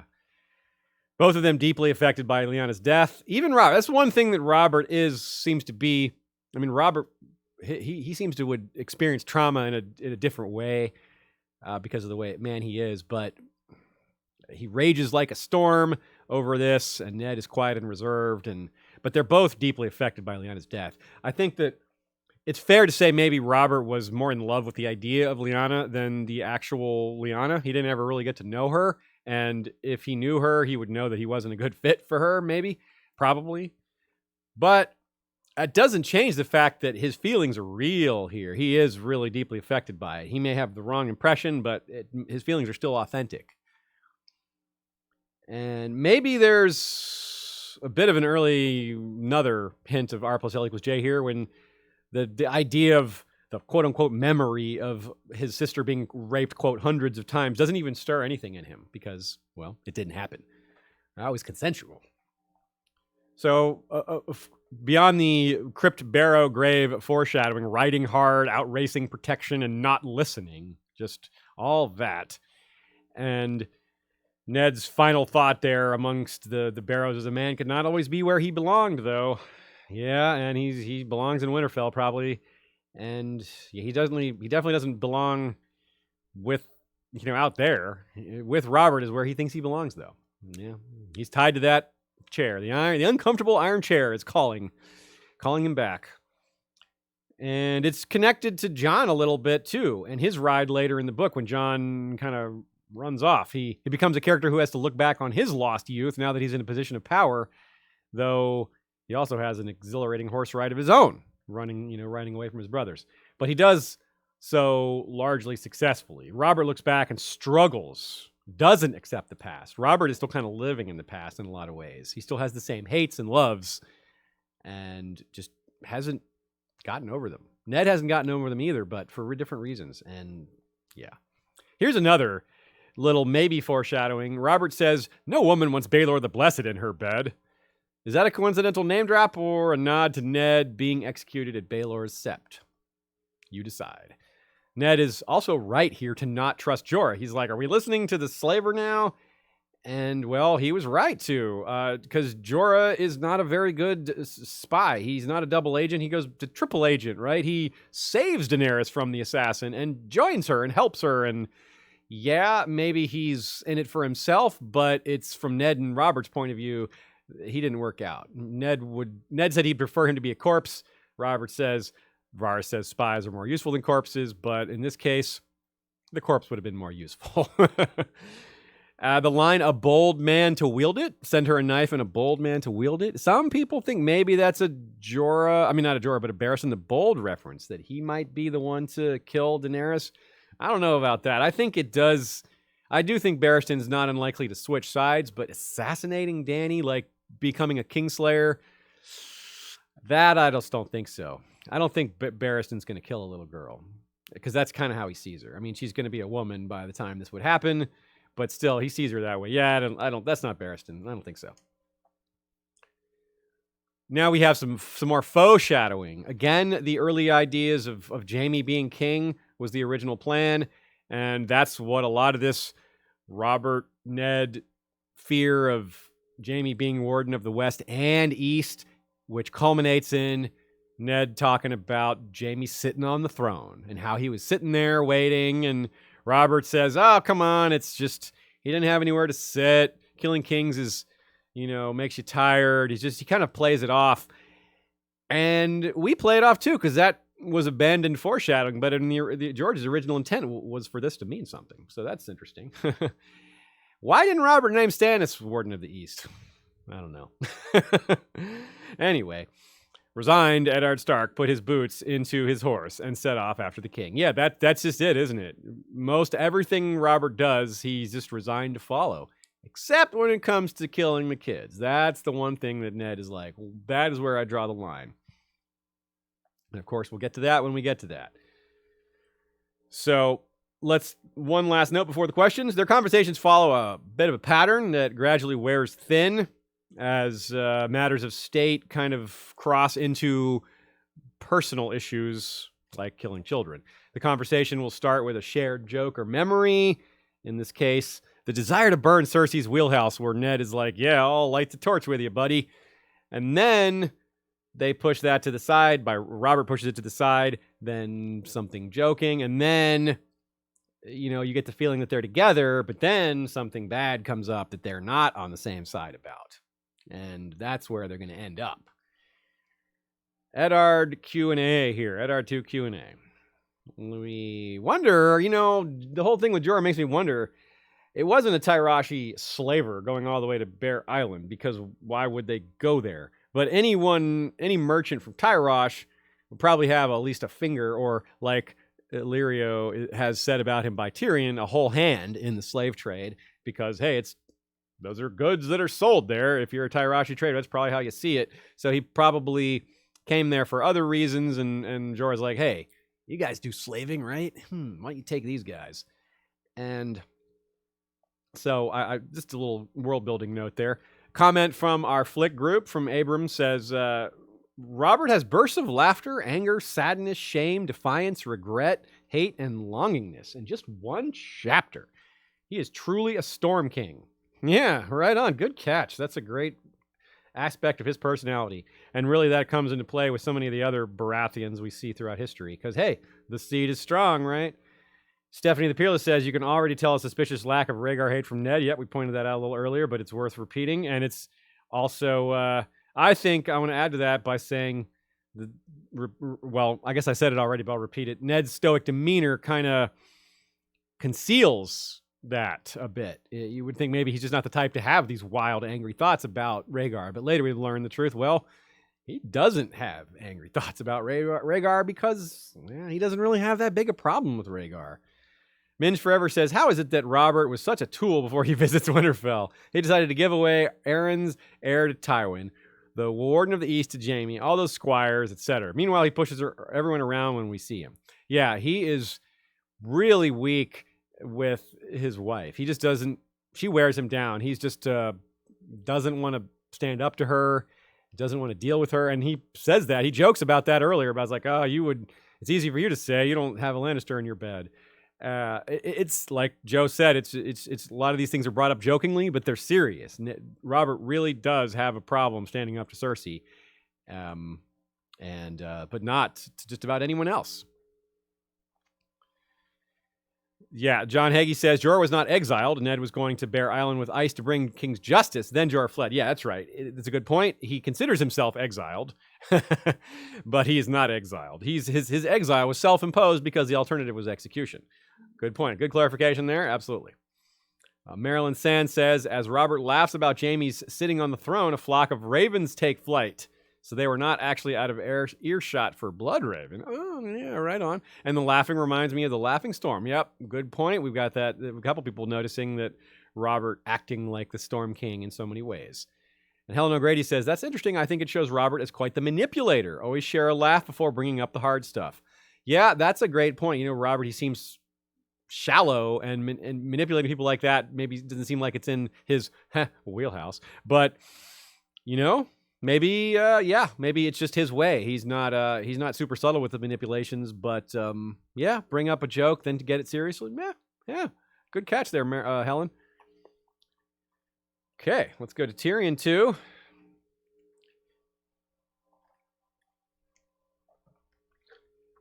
What I said about this last chapter in the history of places, it has an exception here. The landscape is described, but it's mostly all wilderness, fairly bleak, not a place with specific history to it. Instead, Tyrion reads about Dragonbone and tells Jon about his dreams of dragons. Ghost moves silently again. Jon faces the truth of what the Night's Watch really is, and Benjen Stark is not a fan of Tyrion. The first line of this chapter is, "The North went on forever." Is that just a statement of how long it is. Tyrion's like, oh man, this trip is long. Or is that a statement on the lands of always winter? I mean, we don't know how far the map goes. We don't know how far the lands of always winter really are.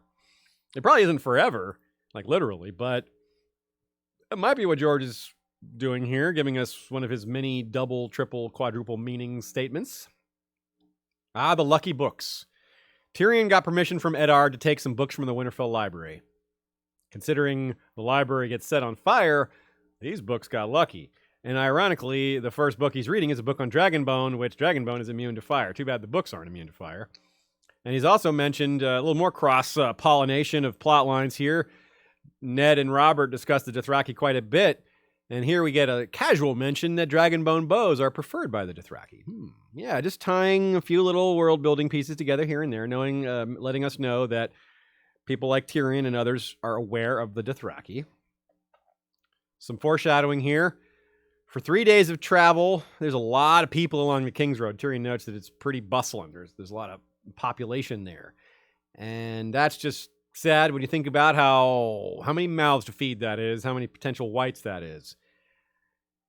So, yeah, scary in a sense there. Also really neat is the mention of a 3,000-year-old skull. How cool is that? Ooh, 3,000-year-old skull. That's something that probably predates House Targaryen, something that they maybe acquired, an ancient family heirloom. But that is really cool. I wonder how big it is compared to the other skulls. It's not really mentioned. Just like the heart tree's eyes and the eyes of the Stone Kings in the crypt, Tyrion thinks of the dragon eyes following him and watching him as he's moving around in the great underground of the Red Keep.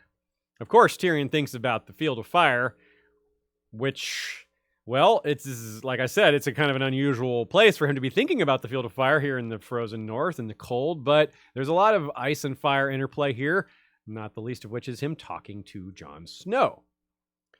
Dreams of dragons. Fitting that Tyrion should think on his fascination with dragons while he's sitting across the fire from a person who's also a dragon. And isn't that something? So between the Field of Fire and these dreams of dragons and Jon Snow's presence, you got a lot of dragon foreshadowing. And all of a sudden, we have Tyrion maybe in his proper foreshadowing place, switching to the Targaryen side of things with a streak of Stark rather than the Stark side of things, the wolfishly stuff that we saw earlier. Tyrion also thinks, had I been born a peasant, they might have left me out to die or sold me to some slaver's grotesquerie. Well, that is what happens to him, not as a boy, not as a kid, or because he was a peasant, but he and Penny, as slaves, are both sold to the Yellow Whale, a collector of grotesqueries. Well, a grotesquerie. He has a grotesquerie. And that comes to us from both Stephanie the Peerless and Andrea Chambers from our Facebook group. I missed that reference, and it is a good one.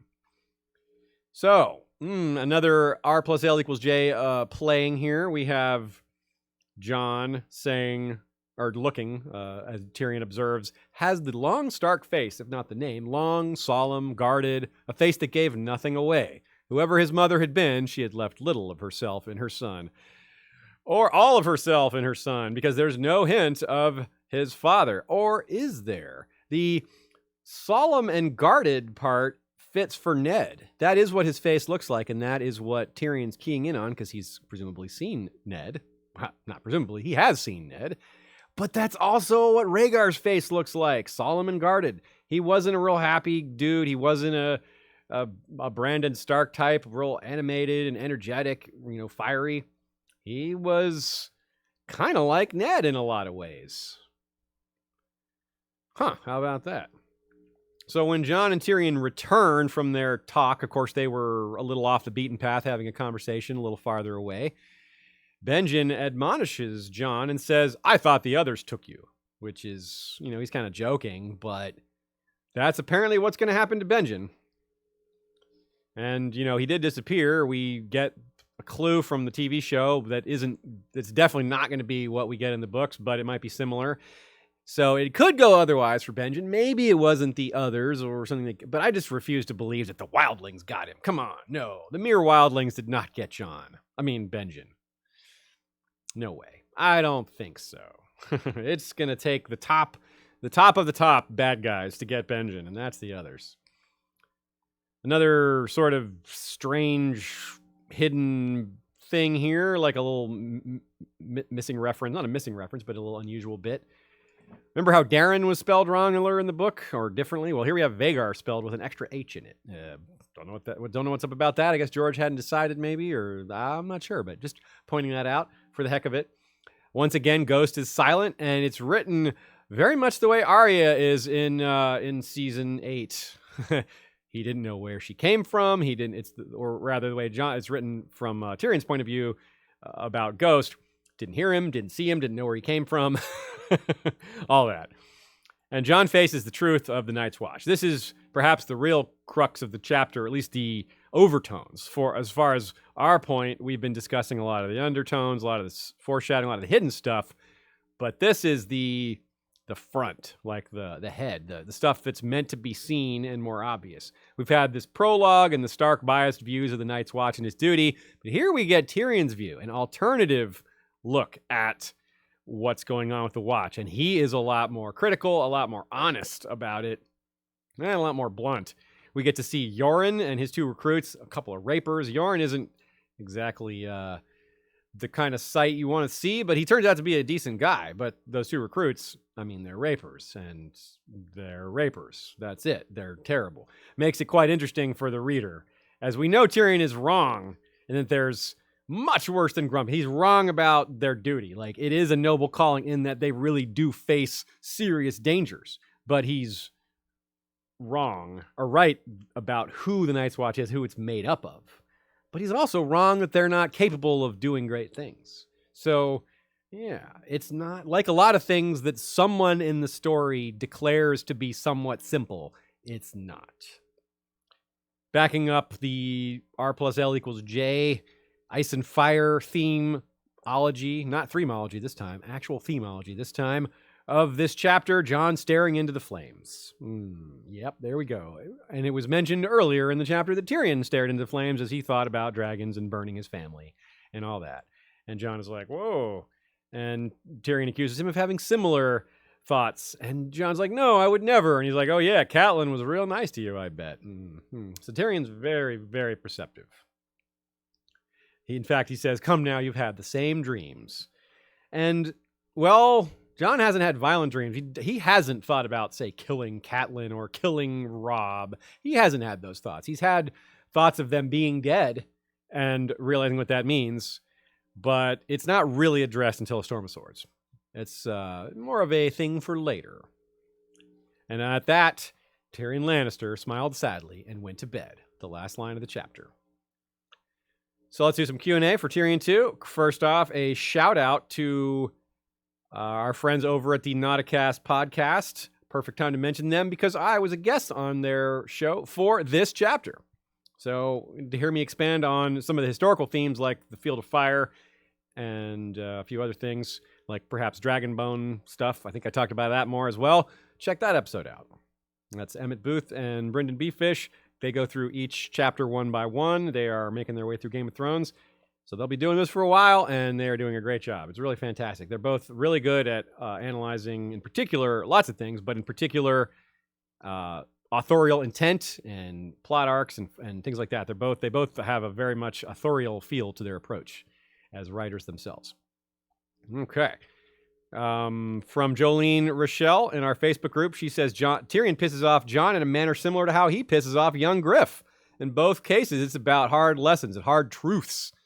That's a very good catch. For Jon, the Night's Watch stuff is here, which we see. It's very easy we've just seen. For Fagon, it's, the whole begging to your auntie and talking about how Dany won't marry him. And, well, he's not her nephew. And she's likely to want to marry Jon, her actual nephew. Huh. That's funny. Christina Manoli says, I like Tyrion grasping with his Lannister identity. When it came to borrowing Benjen's coat, the Lannisters never declined, graciously or otherwise. The Lannisters took what was offered. Yeah. Later, he says, Jon Snow offered a hand to help him over a tangle of roots, but Tyrion shook him off. He would make his own way, as he had all his life. Which is very true. I like how that is a confusing bit of his Lannister identity, because it's also a sign of his privilege. He says he would make his own way as he had all his life. Yet, what is he doing here? He went off to read while his servants made a shelter and cook him dinner. And he gets back. He's like, More pepper. Here he is making his own way. More pepper is really rare and for rich people only in this setting. So he's like, more pepper while he's like in this frozen landscape thinking about how he's making his own way. While someone else made his fire for him at his dinner. Yeah. Perspective, folks. Perspective. We've got another question in this section from Brian Eidolon. Oh, okay, who yeah. asks, sorry about the subject matter in advance, but what's the deal with rapers versus rapists? Even individual characters switch between using them. Like Tyrion uses rapers here, but rapists later. Which one thing that someone might say is that dialects are different, but right there you see an issue with that. I will say that, the difference, there's a lot of differences between the two words, but one of the main ones is a raper is someone who has done it. A rapist is someone who is a habitual offender.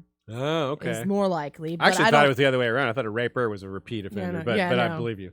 Okay. Anyways, just that bit of clarification, but I think it's just inconsistent. I wish it was inconsistent character versus character, but it might be a little more the George settling into the language for these characters. That same thing, like that, and that line. And for the world, the Lannisters never declined graciously or otherwise. Kind of seems out of place for their highfalutin rich people ways. Like rich people, do rich people really act like I'll take whatever's offered? I don't know. It doesn't seem quite right. But I write that. Yeah. So I think that's more part of George just hadn't quite gotten these characters. It's like season 1 of a lot of TV shows where some of the characters say things that are a little off from all future seasons, but in this case, of course, we're dealing with the books. But same concept. Okay, Catelyn III coming up here. Catelyn's grief ends as she and Summer defend Bran from a crude assassin wielding the plain but far from crude, ordinary cat's paw dagger. Cat resolves to head south to tell Ned what she's learned about this attempted murder while the rest of us grieve over all those burned books. Quote, Ned and the girls were 8 days gone when Maester Luwin came to her one night in Bran's sick room, carrying a reading lamp and the books of account. She thinks of him as a gray rat, a phrase Lady Barbary Dustin will use much later, and Robb tells her that Bran needs to hear the direwolves, with songs associated with the children of the forest, and this being a song of ice and fire, we gotta take note of the songs, even those sung by the direwolves. Wrong evidence, right conclusion is what I'm going to call this part. Do you have something to say? Sorry, I was trying to... nothing. Okay. So Cat figures out that Bran was thrown and assumes the same people wanted to finish the job. Completely logical conclusion, right? But wrong. But so what? Given that both Tyrion and Jaime conclude the murderer was Joffrey, yeah. So it was the Lannisters. It just wasn't the Lannister she thought, and it wasn't a plan. It was just Joffrey kind of doing his thing. Some would argue, and I can see why, they thought it was Littlefinger. He has the motive. And he lies about the dagger later, and he's clearly already begun plotting. He's already blamed the death of Jon Arryn on the Lannisters, so the idea of putting Stark versus Lannister is right there. But the notion that he could react to Bran's fall is too much. He has agents in the King's Party, surely, but he couldn't have seen this coming. And if he wanted to kill a Stark to cause a rift between the Starks and the Lannisters, he could just have ordered that. Why wait for one to fall out a window? Just have one of them killed and blame the Lannisters. You don't need an accident first. Just do it. It's still the same thing's still going to happen. They're still going to blame the Lannisters. Littlefinger spies can't use ravens. Right? So it's not like it's not like his agent can be like, oh, Bran fell out a window. What do I do? Message comes back, kill him. I don't think so. That's just the timeline just does not support that kind of thing. And let alone the risk of messages like that. The only person that we could involve in this would be Luwin, because that would be someone who could use ravens. That would be someone who could facilitate that. But there is no reason to suspect Luwin here, even though the box that was given that had the fake message about Lysa and the fake murder did come from Luwin. He's the one who said, hey, this box was left on my table. But if Luwin ever had anything to do with any of this, there would have been something else pointing to it. And he dies without that ever coming up again. So, cat's paw? Question mark. Given the introduction of this dagger and the way it's used in the TV show, we should give it additional consideration. We are of the opinion that it's in the TV show, we coined the phrase law of conservation of actors and law of conservation of plot lines because that's what they did a lot. They would merge things to save themselves time and because they didn't have enough time. So this is the law of conservation of Valyrian steel blades here. We are wondering, Dark Sister could come into play. We know it's in Bloodraven's cave, or at least that he took it with him to the wall, so it's probably in Bloodraven's cave. And it seems to really be named for her, right? Dark Sister just sounds like Arya. However, she already has Needle, and a dagger is kind of a better fit for her arsenal, like, a short sword and a dagger, not a short sword and a longer short sword. I don't know. I mean, Dark Sister doesn't have to do, and that's the other thing here. Dark Sister has nothing to do with any sort of murder attempt on Bran, right? So that part doesn't work if it's going to come full circle and the dagger is going to be used to save Bran later. Then Dark Sister's got nothing to do with that. It wouldn't be full circle in that regard, but maybe that's just what the TV show wanted to do. They invented their own little thing. So even though Littlefinger didn't send the assassin, he did lie about who the owner was, which did cause all kinds of trouble. It led Cat to seize Tyrion, which led to Tywin unleashing hell on the Riverlands via Gregor and Sir Amory Lorch and their ilk, like the Brave Companions and all of them. Things only escalated from there, as we know. We'll get to that chapter eventually and the other related chapters. But the point is that, like we saw in the show, Bran confirmed what Sansa and Arya and the others knew but couldn't prove with regard to Littlefinger's many deceptions. So maybe the cat's paw dagger will still come back around and slit his throat. It might be the lie that ends up burying him. And that would be interesting for the first lie Littlefinger tells on screen to be the one that undoes him many books later. But again, it kind of fits. You can kind of see why George would do that because, again, planned as a trilogy. Tie these things together a little quicker. I don't know. But you can see why there's a bit of a conundrum here with Dark Sister and the cat's paw dagger. Maybe they both have these meaningful plots, but we still have Needle to contend with as well. Maybe Arya just has this giant, she just has Dark Sister, Needle, cat's paw dagger, a Valyrian steel armor, a dragonbone bow, the crown of Aegon the Conqueror. Why not? An aircraft carrier. Arya craft carrier. Sorry. So, yeah, I don't know. It's interesting. It's cool. It's kind of like the Dragon Rider mystery. Even though we have all these plot elements, things that definitely seem to point certain directions, it doesn't quite all line up in a way that we can predict at all. So that's nice. We have things to look forward to, surprises to look forward to. And some extra notes here. The fact that both Catelyn and Jon end up with hand injuries early on, protecting someone else. In both cases, Jon protecting the Lord Commander, Catelyn protecting her son. They're both forever flexing them and remembering about that moment and that injury. Just think it's kind of cool that those two have that connection, and they don't have a lot of connections. And they're not fans of each other either. So George, very sneaky connection between the two of them there. Love that. Cats and dogs don't normally get along. Applies for cats and wolves, too. Good call. Okay.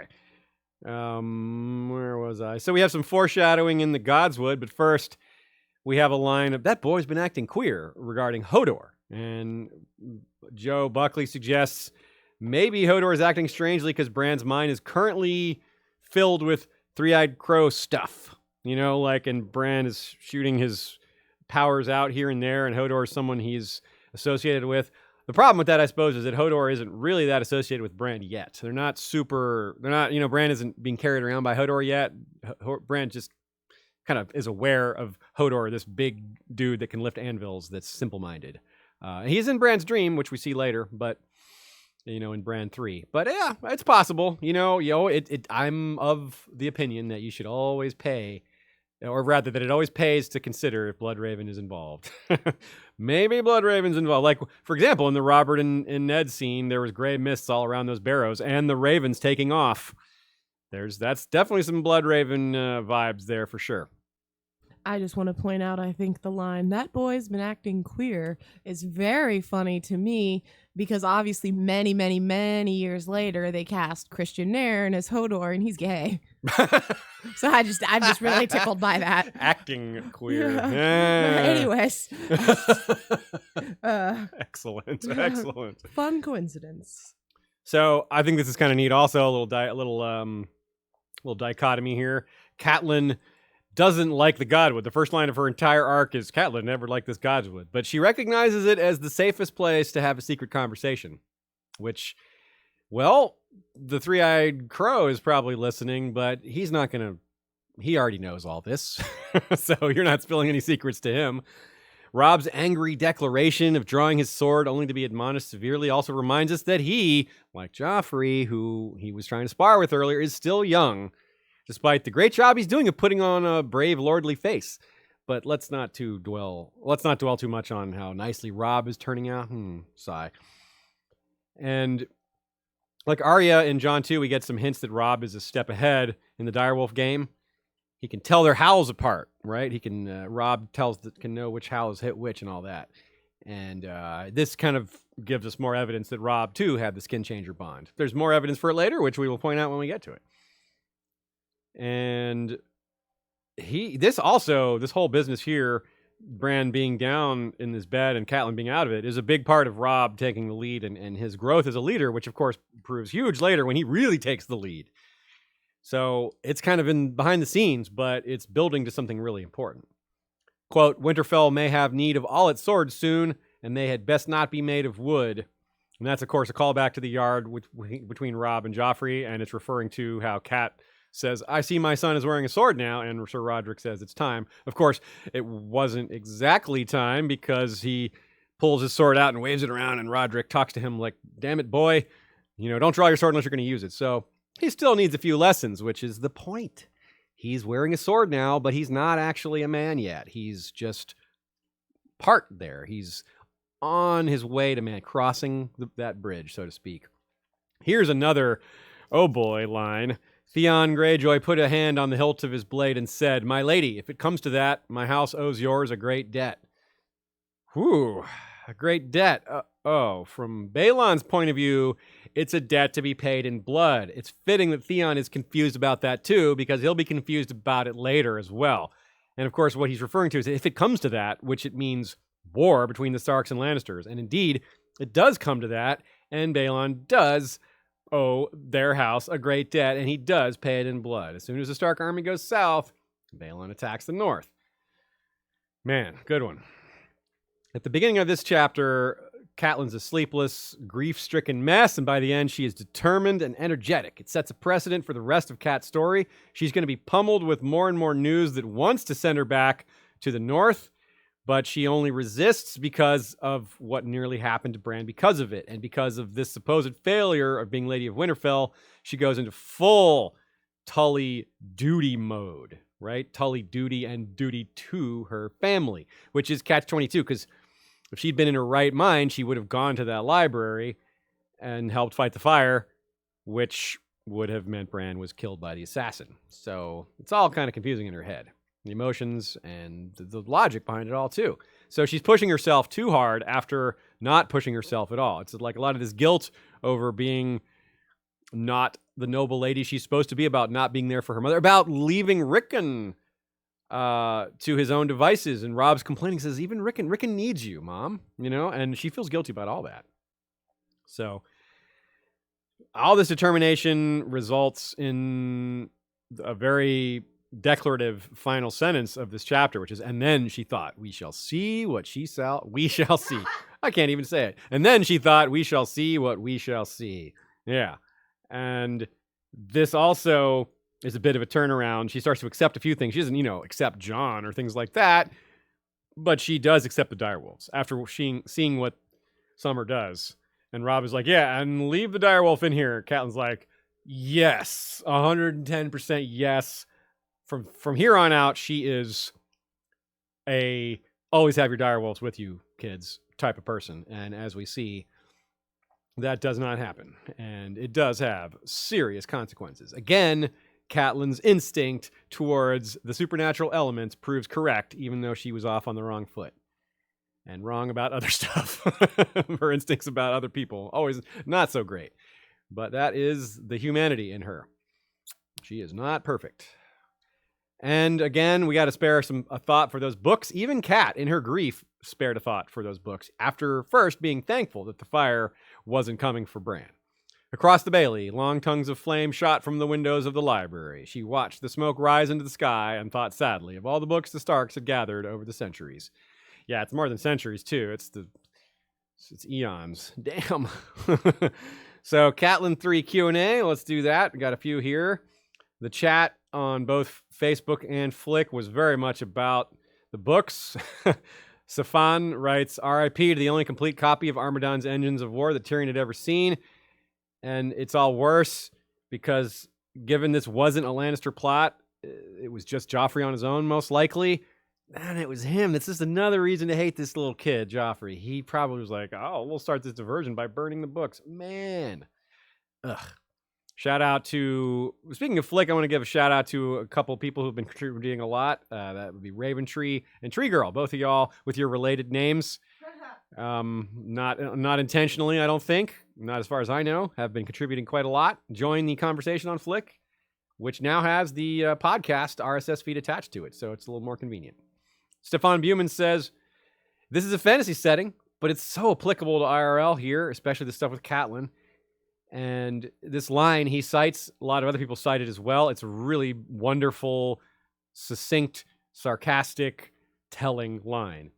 Referring to Ned going south, he had no choice, he had told her, and then he left, choosing. Great line. Damn. And true. She's totally right. It was a choice, especially after what they learned. At one point, he's like, she even, said her piece and then had different evidence later because of the whole dagger thing. And, well, not the dagger specifically, but the attempt on Bran. And the knowing that, even though it wasn't true, knowing that the Lannisters killed Jon Arryn.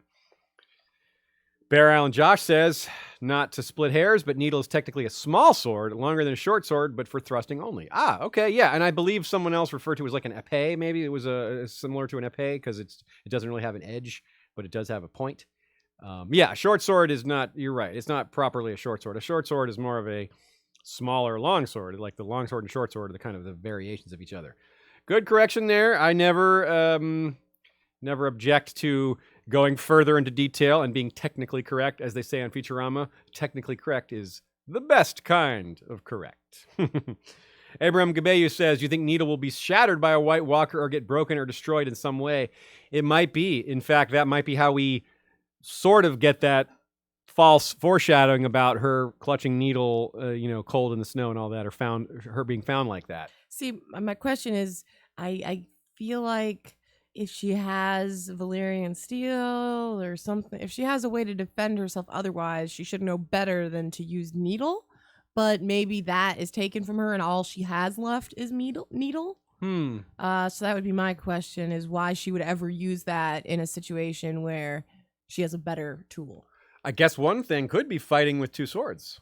Yeah. But you're right. That is a conundrum. You're right. You're definitely right. Like if she has Dark Sister and she's facing down White Walkers, she's using Dark Sister, not Needle. Mm-hmm. But unless she's using both. But if she has the Cat's Paw Dagger and Dark Sister, she's using those two and not Needle. Yeah. So Needle George may have given himself a bit of a writing conundrum with going from Needle to Dark Sister. Because here's another thing we can recall. Early on, old Nan mentions that iron is toxic to the others, and the swords on the Starks' graves' laps are iron swords, but steel isn't really effective against the others, nor is iron. Mm-hmm. So maybe George kind of slightly changed course very early on, and that's what those early references are for. But yeah. I'm not sure. And maybe he intended Needle to be more useful. And you can excuse that too, thankfully, because we don't know. We don't, and neither would they. Why would they? Why would they? Yeah. So that was a myth. Yeah, that's not the reality. And that happens a lot. Yeah, with Jon, there's a lot of things in Jon's chapter, for example, he thinks about that are incorrect about, he thinks about how people call him the Kingslayer behind his back and the Lion of Lannister to his face. We see no one call him that. Yeah. No one calls him the Lion of Lannister. It's mentioned twice the rest of the series entirely. So anyway, yeah, so it's and that's not necessarily bad foreshadowing or just bad writing or a mistake. It's just characters being mistaken about the way things are. And that's realistic. It would be wrong if you never had things like that. You don't want too much of it because it becomes confusing, but none of it, and it's not realistic. All right, let's go to our last chapter of the day. At last, a Sansa point of view, the last chapter of A Game of Thrones. Or rather, the first chapter. In other words, of all the people who have a POV, she's the last one to get her first chapter. She's to ride with the queen and Myrcella, but instead rides with Joffrey. Everyone talks of how the king has gone hunting again, with Ned dragged along, which makes it sound like it's happening quite a lot. Again, Ned getting dragged all over the place by the king. We're reminded of that already. Sansa meets quite a few interesting characters along the way before they all begin spoiling it. Sansa's best qualities aren't particularly present yet, but next to Joffrey, she's like the best girl ever. He's bitten by Nymeria, and that's that for the direwolves. One is run off, the other is guilty by wolf association. Eddard Stark left before dawn. Septa Mordane informed Sansa as they broke their fast. That's the first line of the chapter. Septa Mordane is not a fan of Lady, and I wonder what Alysanne's Septas thought of Silverwing back in the day. I doubt she fed Silverwing bacon under the table, but the Septa is an interesting extension of Sansa here. She reinforces a lot of the things that Sansa has to end up growing out of, although she also teaches her several things that Sansa leans on quite a bit, courtesy being her lady's armor and all that. That's really important. And, as much as Septa Mordane is kind of, annoying, when it comes down to it later, Septa Mordane is brave in the final moments, so you got to give her credit there. And I will say, I would imagine plenty of Septas would have had to deal with the Targaryen girl feeding their dragon under the table, because think about the scenes with Daenerys feeding her dragons. Like, if they hatch a dragon and have to raise it, like, you think we know plenty of girls who hatched and raised a dragon. They might have spoiled them a little bit. You're right. Yeah, I didn't think about it that way. I only thought about Alysanne, but yeah, there were lots of other Targaryens, because obviously Alysanne, with Sansa, the baby but yeah. dragon. But yeah, like some women got just a full-grown dragon from the get-go, and that's a different story. That makes sense. You might have seen things like what happened with Rickon when the dragons were chained up. Rickon went to them, or the direwolves. Yeah. Like if the dragons were kept in certain places and they weren't allowed in the dining room, which you would expect, then they would sneak off to go visit them, and that might be partly because of a little bit of the bond. So Sansa, of all the characters, is the one who most loves songs and stories, and she's also the one whose POV, more than any other, teaches us right away, thanks Joffrey, that this is not a typical fantasy story in that sense. But it is a song of ice and fire. It's like one of the songs that you learned as a kid, which, never forget, she is one. But think of all the songs that you heard as a kid, but you never really thought about the lyrics, and then as an adult, you're like, whoa. They were talking about sex. They were talking about pot. They were talking about drinking and drugs and things like that. They were talking about adult themes, and you just never realized. Like Puff the Magic Dragon. Like, remember, Meet the Parents?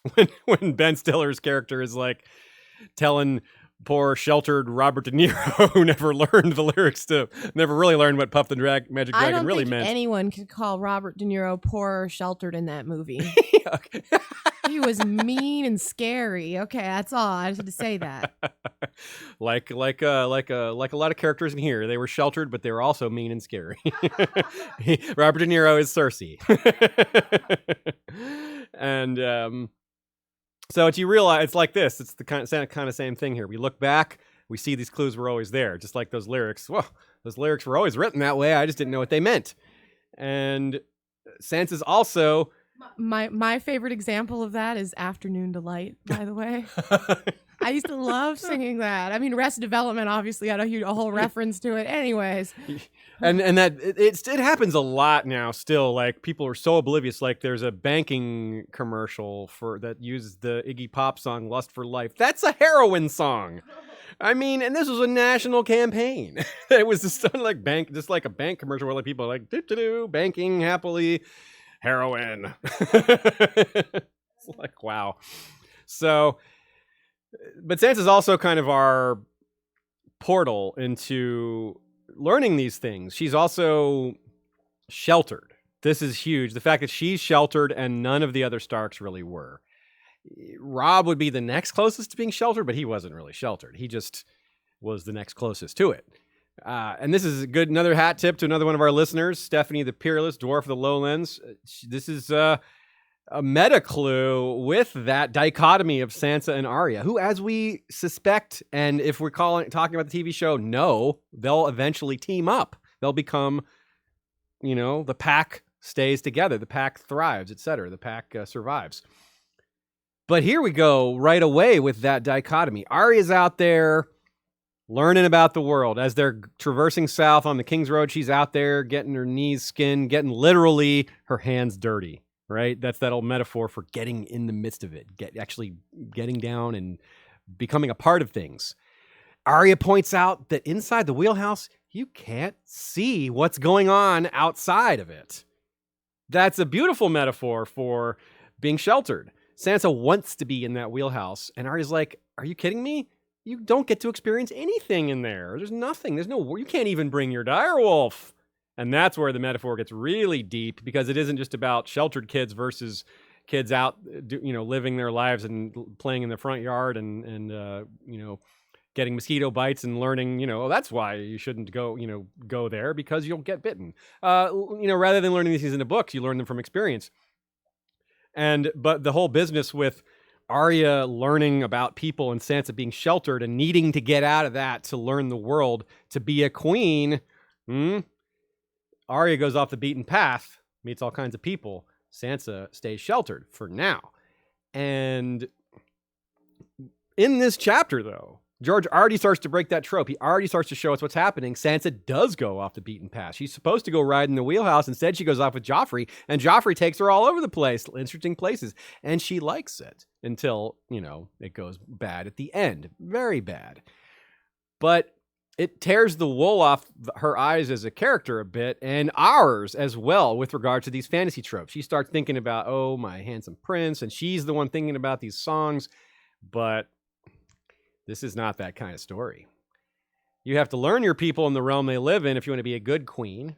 And it's the kind of thing we see in Bran's chapters. We think we're hot on the trail of Bran being king foreshadowing, and here we are in Sansa's arc. We got to be on the lookout for her becoming a queen. And this is that. This is her being told indirectly the kind of lessons she's going to need if she wants to be a queen. The same kind of things Bran is learning. So let's have some Valar reintroduce us to some characters that we already know, but Sansa is meeting, and they're being reintroduced to us here in the story. Renly. Interestingly enough, she thinks of Renly as handsomer than Jaime. Handsomest man she's ever seen. And she's seen Jaime. So, And she's into Joffrey, who's a blonde, so... Yeah, good point. So two blondes, maybe she actually likes dark-haired men, or it's all real... I don't know. Dark-haired men, yeah, and Jon is dark-haired. Yeah, Jon is dark-haired. But she doesn't, I wonder. The Hound is dark-haired. The Hound is dark-haired, yeah. Loras, I guess, is brown hair. Loras is brown, yeah. Anyways, I don't know. Interesting. And, of course, Barristan is there, and she says, even in the North, we've heard of the tales of Barristan the Bold, and even in the North, that's, a little bit of a reference there. He maybe was meant to switch sides to the Starks, in the original draft, instead of switching to Daenerys, but... his style of dialogue here, he's a good example of a character whose characterization is a little off here in the beginning. He's joking. He calls Renly a prancing jackanapes, which he doesn't do anything like that. He doesn't joke like at all later. So yeah, a good example of this is not quite the Barristan we know. This is not the time for joking, Aziz. He was ejected from the King's Guard, and now he's in Essos. Okay. He never had time for more jokes. And, of course, we get more Sandor, who's popping up all over the place here, chapter to chapter, and kind of underlining that he's going to be important later, the fact that he's popping up in Sansa's chapter and in the other early chapters, Tyrion, and I guess... who are those other characters? He's popping up all over. And Ilan Payne comes up, and here we get some early Sansa cleverness. Her courtesy being a lady's armor and all that. She jumps in when Joffrey says, have a care how you address my betrothed. And Sansa playing diplomat. I can answer, Sansa said quickly to quell her prince's anger. And that's when Cersei says that the king's justice needs to strike terror into people. If he doesn't strike terror, then he's not a good king's justice. And Sansa says, then surely you have chosen the right one, your grace. You can see how she's just really good at this, even though there's certain other things she's naive about. She seems, this is her at home. This is like, she's a natural at this, at making people feel good about themselves, at identifying good things to make them, praiseworthy things to say, smoothing things over, kind of noticing the room, the mood of the room, and kind of managing that. Leadership. These are leadership qualities. They're subtle, but they're there. She's observant in the same way as her family is, but about different things. She's observant about these things, these great qualities. She observes what's good about Renly. She notices there's the scene where she's thinking to herself all his different detail and pieces together who he is. She hasn't learned to be observant about the same types of things that Jon and Arya have learned to be observant about because her upbringing has been different. But we see that she has that skill. It's just applied differently. It's more aimed towards the nobility and things like that rather than towards commoners and other types of moods that she may be not used to identifying, things that Jon and Arya are maybe a little more keyed into. But of course, this line from Ilyn, or about Ilyn rather, he seemed to feel the weight of her gaze. Slowly he turned his head. Lady growled. A terror as overwhelming as anything Sansa Stark had ever felt filled her suddenly. Surely this terror of Ilyn is about her father's death, more so than how terrifying he looks, though that does help. So that is major foreshadowing, and it's pretty straightforward when you see it. Also, there's some maybe faux shadowing, but not, because remember, George's original plan for Sansa was to marry Joffrey and to have that stick, to have kids, and to stay on that side of things. So there's foreshadowing for her losing her Starkness here, but that does happen. She does still lose her Starkness. We expect she'll regain it, or perhaps embrace it in a way that she never has. Because right here, from the beginning, Septa Mordane says, you should wear the gray velvet. You should look your best. Sansa thinks, Sansa already looked her best. I love that line. But more telling, the gray velvet Stark color is not what she chooses. She had already picked out blue silks. There's also this sort of harmless teenage lie thing that happens. To Arya, she says, I hate riding. But to Joffrey, she says, I love riding. It's harmless now. I mean, if you're judging Sansa too harshly for this, I mean, come on. This is a little white lie. And it's a matter of survival later when she has to lie to Joffrey. Sandor literally tells her, give him what he wants. It'll go easier on you. He's right. It's of same kind of courtesy as a lady's armor. It's that same mindset. He's just reminding her, you're not a murderer. Because that line comes when Sansa's thinking of jumping off the bridge and taking Joffrey with him, or with her. Another line that really jumped out to me when Sansa's feeding the bacon to the lady under the table, the line is, the direwolf took it from her hand, as delicate as a queen. That line sticks out to me. A queen? Well, any kind of queen mention early in Sansa's arc sets off alarm bells, but that line on its own, when is delicate as a queen? Like, where does that come from? Like, I don't think of queens as delicate. You know, I think of them as maybe noble or powerful, maybe graceful, especially not in this story. Queens delicate? Nah. So, yeah, I don't know about that. And this is also coming full circle. In the Tyrion chapter, she's like, we hear from that Cersei is really not happy about the direwolves, and she does not want them at King's Landing. And here we go. Arya tells that without even knowing. Arya says to Sansa, the Queen's not going to let you bring the direwolf in the wheelhouse. She's not going to let you bring, and what she's really saying, the subtext is she's not going to let you bring the direwolf to King's Landing at all. And as we know, because of the result of this chapter, Lady and Nymeria are now gone. Nymeria will hopefully come back. Lady clearly won't. And and it's all tragic because we see that Sansa and Lady have a really nice relationship. Sansa gets a lick from Lady. It makes her smile. Their connections is cute but tragic.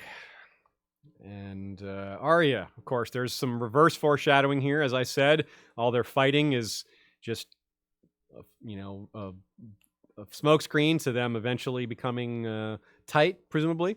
She mentions Rhaegar's rubies. We get more and more pieces of backstory falling in place. Rhaegar is mentioned in a lot of these early chapters. Almost every chapter, not almost every, but like half of them, he's mentioned. He comes up a lot, and it's neat because this is the 7th mention in total of him to this point, and Arya is looking for the 7th ruby, which I don't think George did that on purpose. It's probably just a coincidence of the number 7, but hey, maybe it was on purpose. Arya finds purple flowers called poison kisses, which probably isn't a reference to Sansa having purple amethyst in her hair with poison in them later. But it might be. It might be. Horses running from Nymeria is a hint that the direwolves are scary as heck to horses and that will be a factor in battle. It certainly comes up in the first battle we see with a direwolf in it, which is the Whispering Wood, where Grey Wind howls and not only rips up horses and men, but scares the crap out of the enemy army and their horses before they even see him.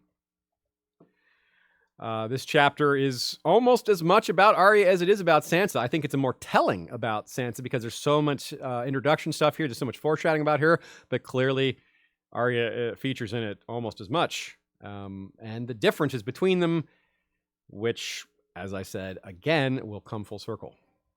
It's a strength. Their differences will become a strength. You know, they complement each other. They have all the bases covered. One's really good at some things. The other's really good at other things. You can see how good a team they would be if once they learn to get along. Also, a lot about Joffrey in this chapter, of course. It's more about Sansa and Arya, but there's lots of Joffrey. And there's more hinting here that he's just nothing like Robert. His sword is liony. His horse is red. It's just... There's just nothing connecting him to Robert, really. Not much, anyway. Maybe some of the stormy personality. Joffrey has a temper, but it's different in tone to Robert's, even in that. One line here that kind of stood out to me is that they tracked a shadow cat to its lair. I'm like, what? Do not do that. Shadow cats are really dangerous. So I don't know what to make of that. It might just be some early world building gone slightly awry. So Renly tracked a shadow cat and was killed by a shadow? There you go. Nice wordplay. So Joffrey is really kind of perfect for winning Sansa over because he's this perfect prince who's not perfect at all. He's the one by perfect, I mean he's the perfect one to show her what a prince really can be. You know, that not all princes are songs. And I mean, this kid is awful right away. You see how terrible he is. You don't see the worst of him yet. It builds over time, but it's clear he's terrible. It just isn't clear how terrible he's going to be. And we've already seen Tyrion's chapter and Arya's chapter, and Jon got a bad vibe from Joffrey too, even though it was just the way he was looking at things and the way he was in the yard. So it's a very classic manipulative abuse tactic. You win them over by being your best, being nice, being graceful, being noble, being protective. That's a really big one. And then her prince was there, the line says, when she's afraid and all these people are around her. And Joffrey is like, I'm here for you. And it's just what she expected from the songs. I mean, he appears all gallant right in her moment of need. And then a few minutes later, chapter-wise, you know, in terms of the book, it's hours later, he's awful and cowardly and don't touch me. It goes quick, y'all. I mean, this is Sansa's first chapter, and that wool is torn off of her eyes quickly. That reality check isn't several chapters later. It starts now. It hasn't fully come around for her, but it's starting now. It's like... the wool's off her eyes. She hasn't accepted what she's seeing just yet, though, but she's starting to. And it's, of course, as soon as her next chapter, or the next chapter, which is Eddard's chapter, involving her, is when Lady will die. And yeah, then it really goes downhill from there. This chapter sets up the borders between Ned and Sansa, too. They're never truly opposed, but again, it's what I was saying earlier. Ned... he's closer to Arya, like lovingly. He understands her more, but still doesn't get either of them. You know, he's not, he's still trying to force Arya into this lady role, yet he doesn't really understand it as it applies to Sansa. He just kind of goes along with it. It's like another thing that Ned does because it's his duty. Ned does all kinds of dutiful things he doesn't understand. His kids go along with a lot of these dutiful things and question them. He doesn't do them. You know, a lot of his kids and Jon don't do the things that duty demands of them. They take a step back and say, this is wrong. This isn't good. A classic example, just because it came up on Twitter today, shout out to Chloe Ketchum, Liza and Ira Gold / Girls Gone Canon podcast. She brought up an image of Ned getting ready to execute Ygritte. Would Ned have done that? Probably. It's a wildling. You got to execute the wildlings. But Jon couldn't do it, even though he was in danger, even though not doing it was a danger to him. So this is all very interesting. Sansa is going to have to learn these things a different way, whereas all the other Stark kids are learning these things out in the world, getting their knees dirty and mosquito bites and poison ivy and all that, or whatever it's called, poison kisses. is the road for Arya and Jon and even Robb and some of these other characters in Daenerys, but it's not Sansa's road. But she's still got a lot of the same things to learn, and she has a lot of the same talents. But her support system and the characters around her are a lot different. And the stories and songs are in this chapter as well. We get Serwyn of the Mirror Shield, a character who's going to pop up several times, a character who seems to be some sort of hero for all ages because he doesn't fit with any of them. He's a knight from the Age of Heroes before there were knights. He's fighting against giants and dragons, which doesn't really make sense given the Age of Heroes. And he fights for some girl named Darissa, who has a Targaryen-sounding name that never comes again. And we don't... So who the heck is that? So it's kind of... But it's neat that Serwyn the Mirror Shield is this really ancient kind of story, even though he's been... given modern versions, modern retellings. Aemon the Dragon Knight comes up as well, and interestingly, this is ties into a lot of the parentage questions, not just Jon, but also young Griff / Fagon. Aemon the Dragon Knight / Nerys, that's the beginnings of what grew into the Blackfyre plot. And of course, that's where young Griff eventually got tied to. He's probably a Blackfyre. More on that later, of course. But Sansa's here thinking of Aemon the Dragon Knight standing up for Nerys against the slanders of Sir Morgil. The slander of Sir Morgil was that Nerys slept with Aemon. So, and that Daeron II was the result. And Daeron II is in the appendix of A Game of Thrones, even the original copies. And it says, even in the original copies, that it's unsure who his father was, Aemon or Aegon. Oh, I just wanted to mention back because you mentioned the poison kisses a few times, and you were wondering if it was possible at all to be foreshadowing for Sansa. I was wondering about it being foreshadowing for Arya and poisoning and killing people, because obviously in Mercy we start to see more of a seduction element to things. Great catch. You're probably right. Poison kisses. Yeah, poison kisses. Yeah, and does she? And we do see that on TV, not from Arya, but we do Ellaria. See from Ellaria. So maybe, yeah. So the precedent is somewhat there. Okay. I don't know. Okay. I just wanted to mention that it could be relevant to Arya. You're right. That's a great one. Yeah. I got. Let's chalk that. Let's put that one on the list, y'all.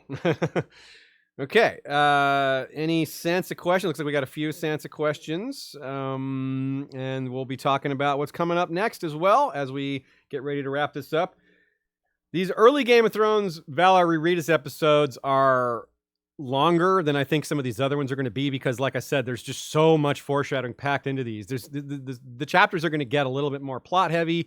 They'll still have lots of foreshadowing. Still will be lots to talk about, but there will be less set out that seeks to explain their entire arc. You know, that's George is trying to give full endgame arc style descriptions of some of these characters from the very beginning. And as we get deeper into their arcs, there's less of that. So I think these episodes will probably get a little shorter, but I think 2.5 hours is okay. I think that's manageable. It's not too far out of line our normal, but I will say that I want these to be a little closer to 2 rather than 2.5. And I think Shea agrees. Yeah. So, but anyway, let's see here. We have one more little comment. Just one more question. Go on to our next time. Christina Manoli points out when we were thinking about the bells, she points out that the bells show up in Daenerys 10 too in the Dothraki Sea. So we will get to that eventually. All right, yeah. So more bells being relevant later on, and something to look out for. Just a reminder, as there's so many things to look out for. The bells are a perfect example of something that I missed in this episode, and I feel of all the things I miss, y'all gave me several. That's the one I feel. Yeah, I feel the most obvious. Like, I really should have gotten like that. Some of the Bran stuff, because you've been very keyed into Bran stuff. Mm-hmm. I would have thought you might have gotten that. I suppose. Yeah, I'm trying to be most keyed in on Bran and Dany, but there's just so much stuff. I'm just realizing there's just so much stuff about Bran and Dany and Jon. Especially Jon has Bran and Dany stuff in it. You know, he's like in the middle of them. And Tyrion too. Tyrion has all the stuff. It's really awesome. It's just I'm having so much fun already. And you know, it's funny because that makes sense. And you think about the show at the very end, it came down to Those 4. Yeah, it really did. And in the original outline, George Obviously, said Arya would have been maybe more part of it before, but she just was kind of outside it all. Yeah, that's true. And George said that it was originally his original plan was the main 5 characters, the ones that it was mostly about were Jon, Dany, Arya, Tyrion, and Bran, I guess. Bran, yes. Yeah. But that's changed. Sansa's become more important.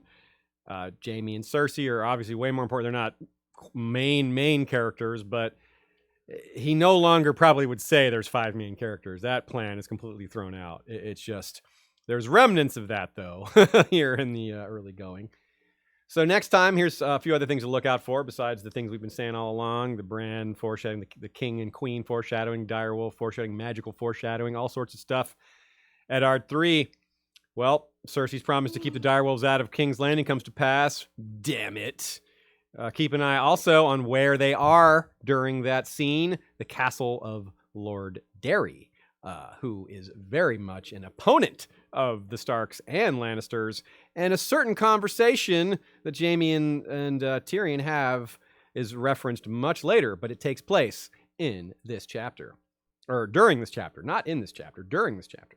Bran 3. Well, I hardly need to tell you what to look out for in this one. It's the 3-eyed crow showing up. You know who that is, though, and where he is. And, well, you have more information than you had last time around. Let's put it that way. So maybe read that chapter twice.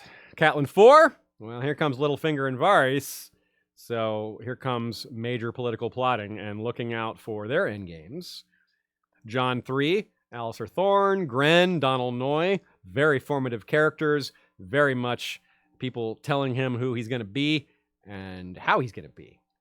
Eddard IV, first day on the job, and there's his wife in a brothel. Huh, what's that? What's that all about? Tyrion III, look out for what Maester Aemon and Shae have in common. You heard that right. Maester Aemon and Shae.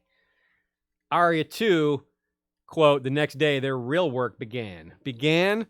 Yeah, this is the line from her training with Syrio. Syrio is from Barrows, and of course, Barrows is rather important for Arya's arc, and the famous "The Pack Survives" speech is coming up in that one, so gotta love that. And because of her identity being tested so much, you know, it's big for her. So thanks, everybody. Thanks to everyone who came to the live stream. Thanks to everyone who shares and or shared the episodes and episodes coming. Thanks to everyone who tells their friends and gets more people involved in Valar Rereadis. Ashea is the best. Thanks very much for everything you do over there behind the camera and on the mixing board and all that other stuff. I did a lot in this episode. I even ate. That's wearing... See, we said she wears multiple hats, but also eats multiple sandwiches. Thanks also to Sir Buckley, who helped with the notes for this episode. That's going to be a regular feature of our rereads. 2 sets of eyes are better than one. And y'all are even more sets of eyes. What 1,000 eyes in one. 1,000 eyes in one. Yeah. That's perfect. Oh, no, there's no one. We want 1,000,000 eyes in one. Yeah, just one. Only one one-eyed man. I read one woman. I read with one eye closed. I read this way. Yeah.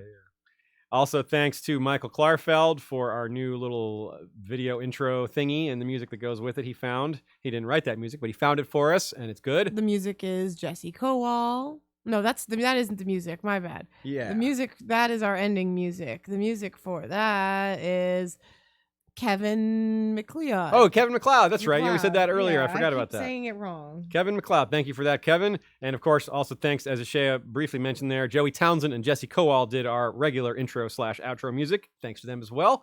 And again, thanks to all our patrons and Facebook group members, Flick members, and everyone who supports, likes, and spreads the word. Until next time, it should be next Sunday as usual at 3 Eastern, Valar Rereadis.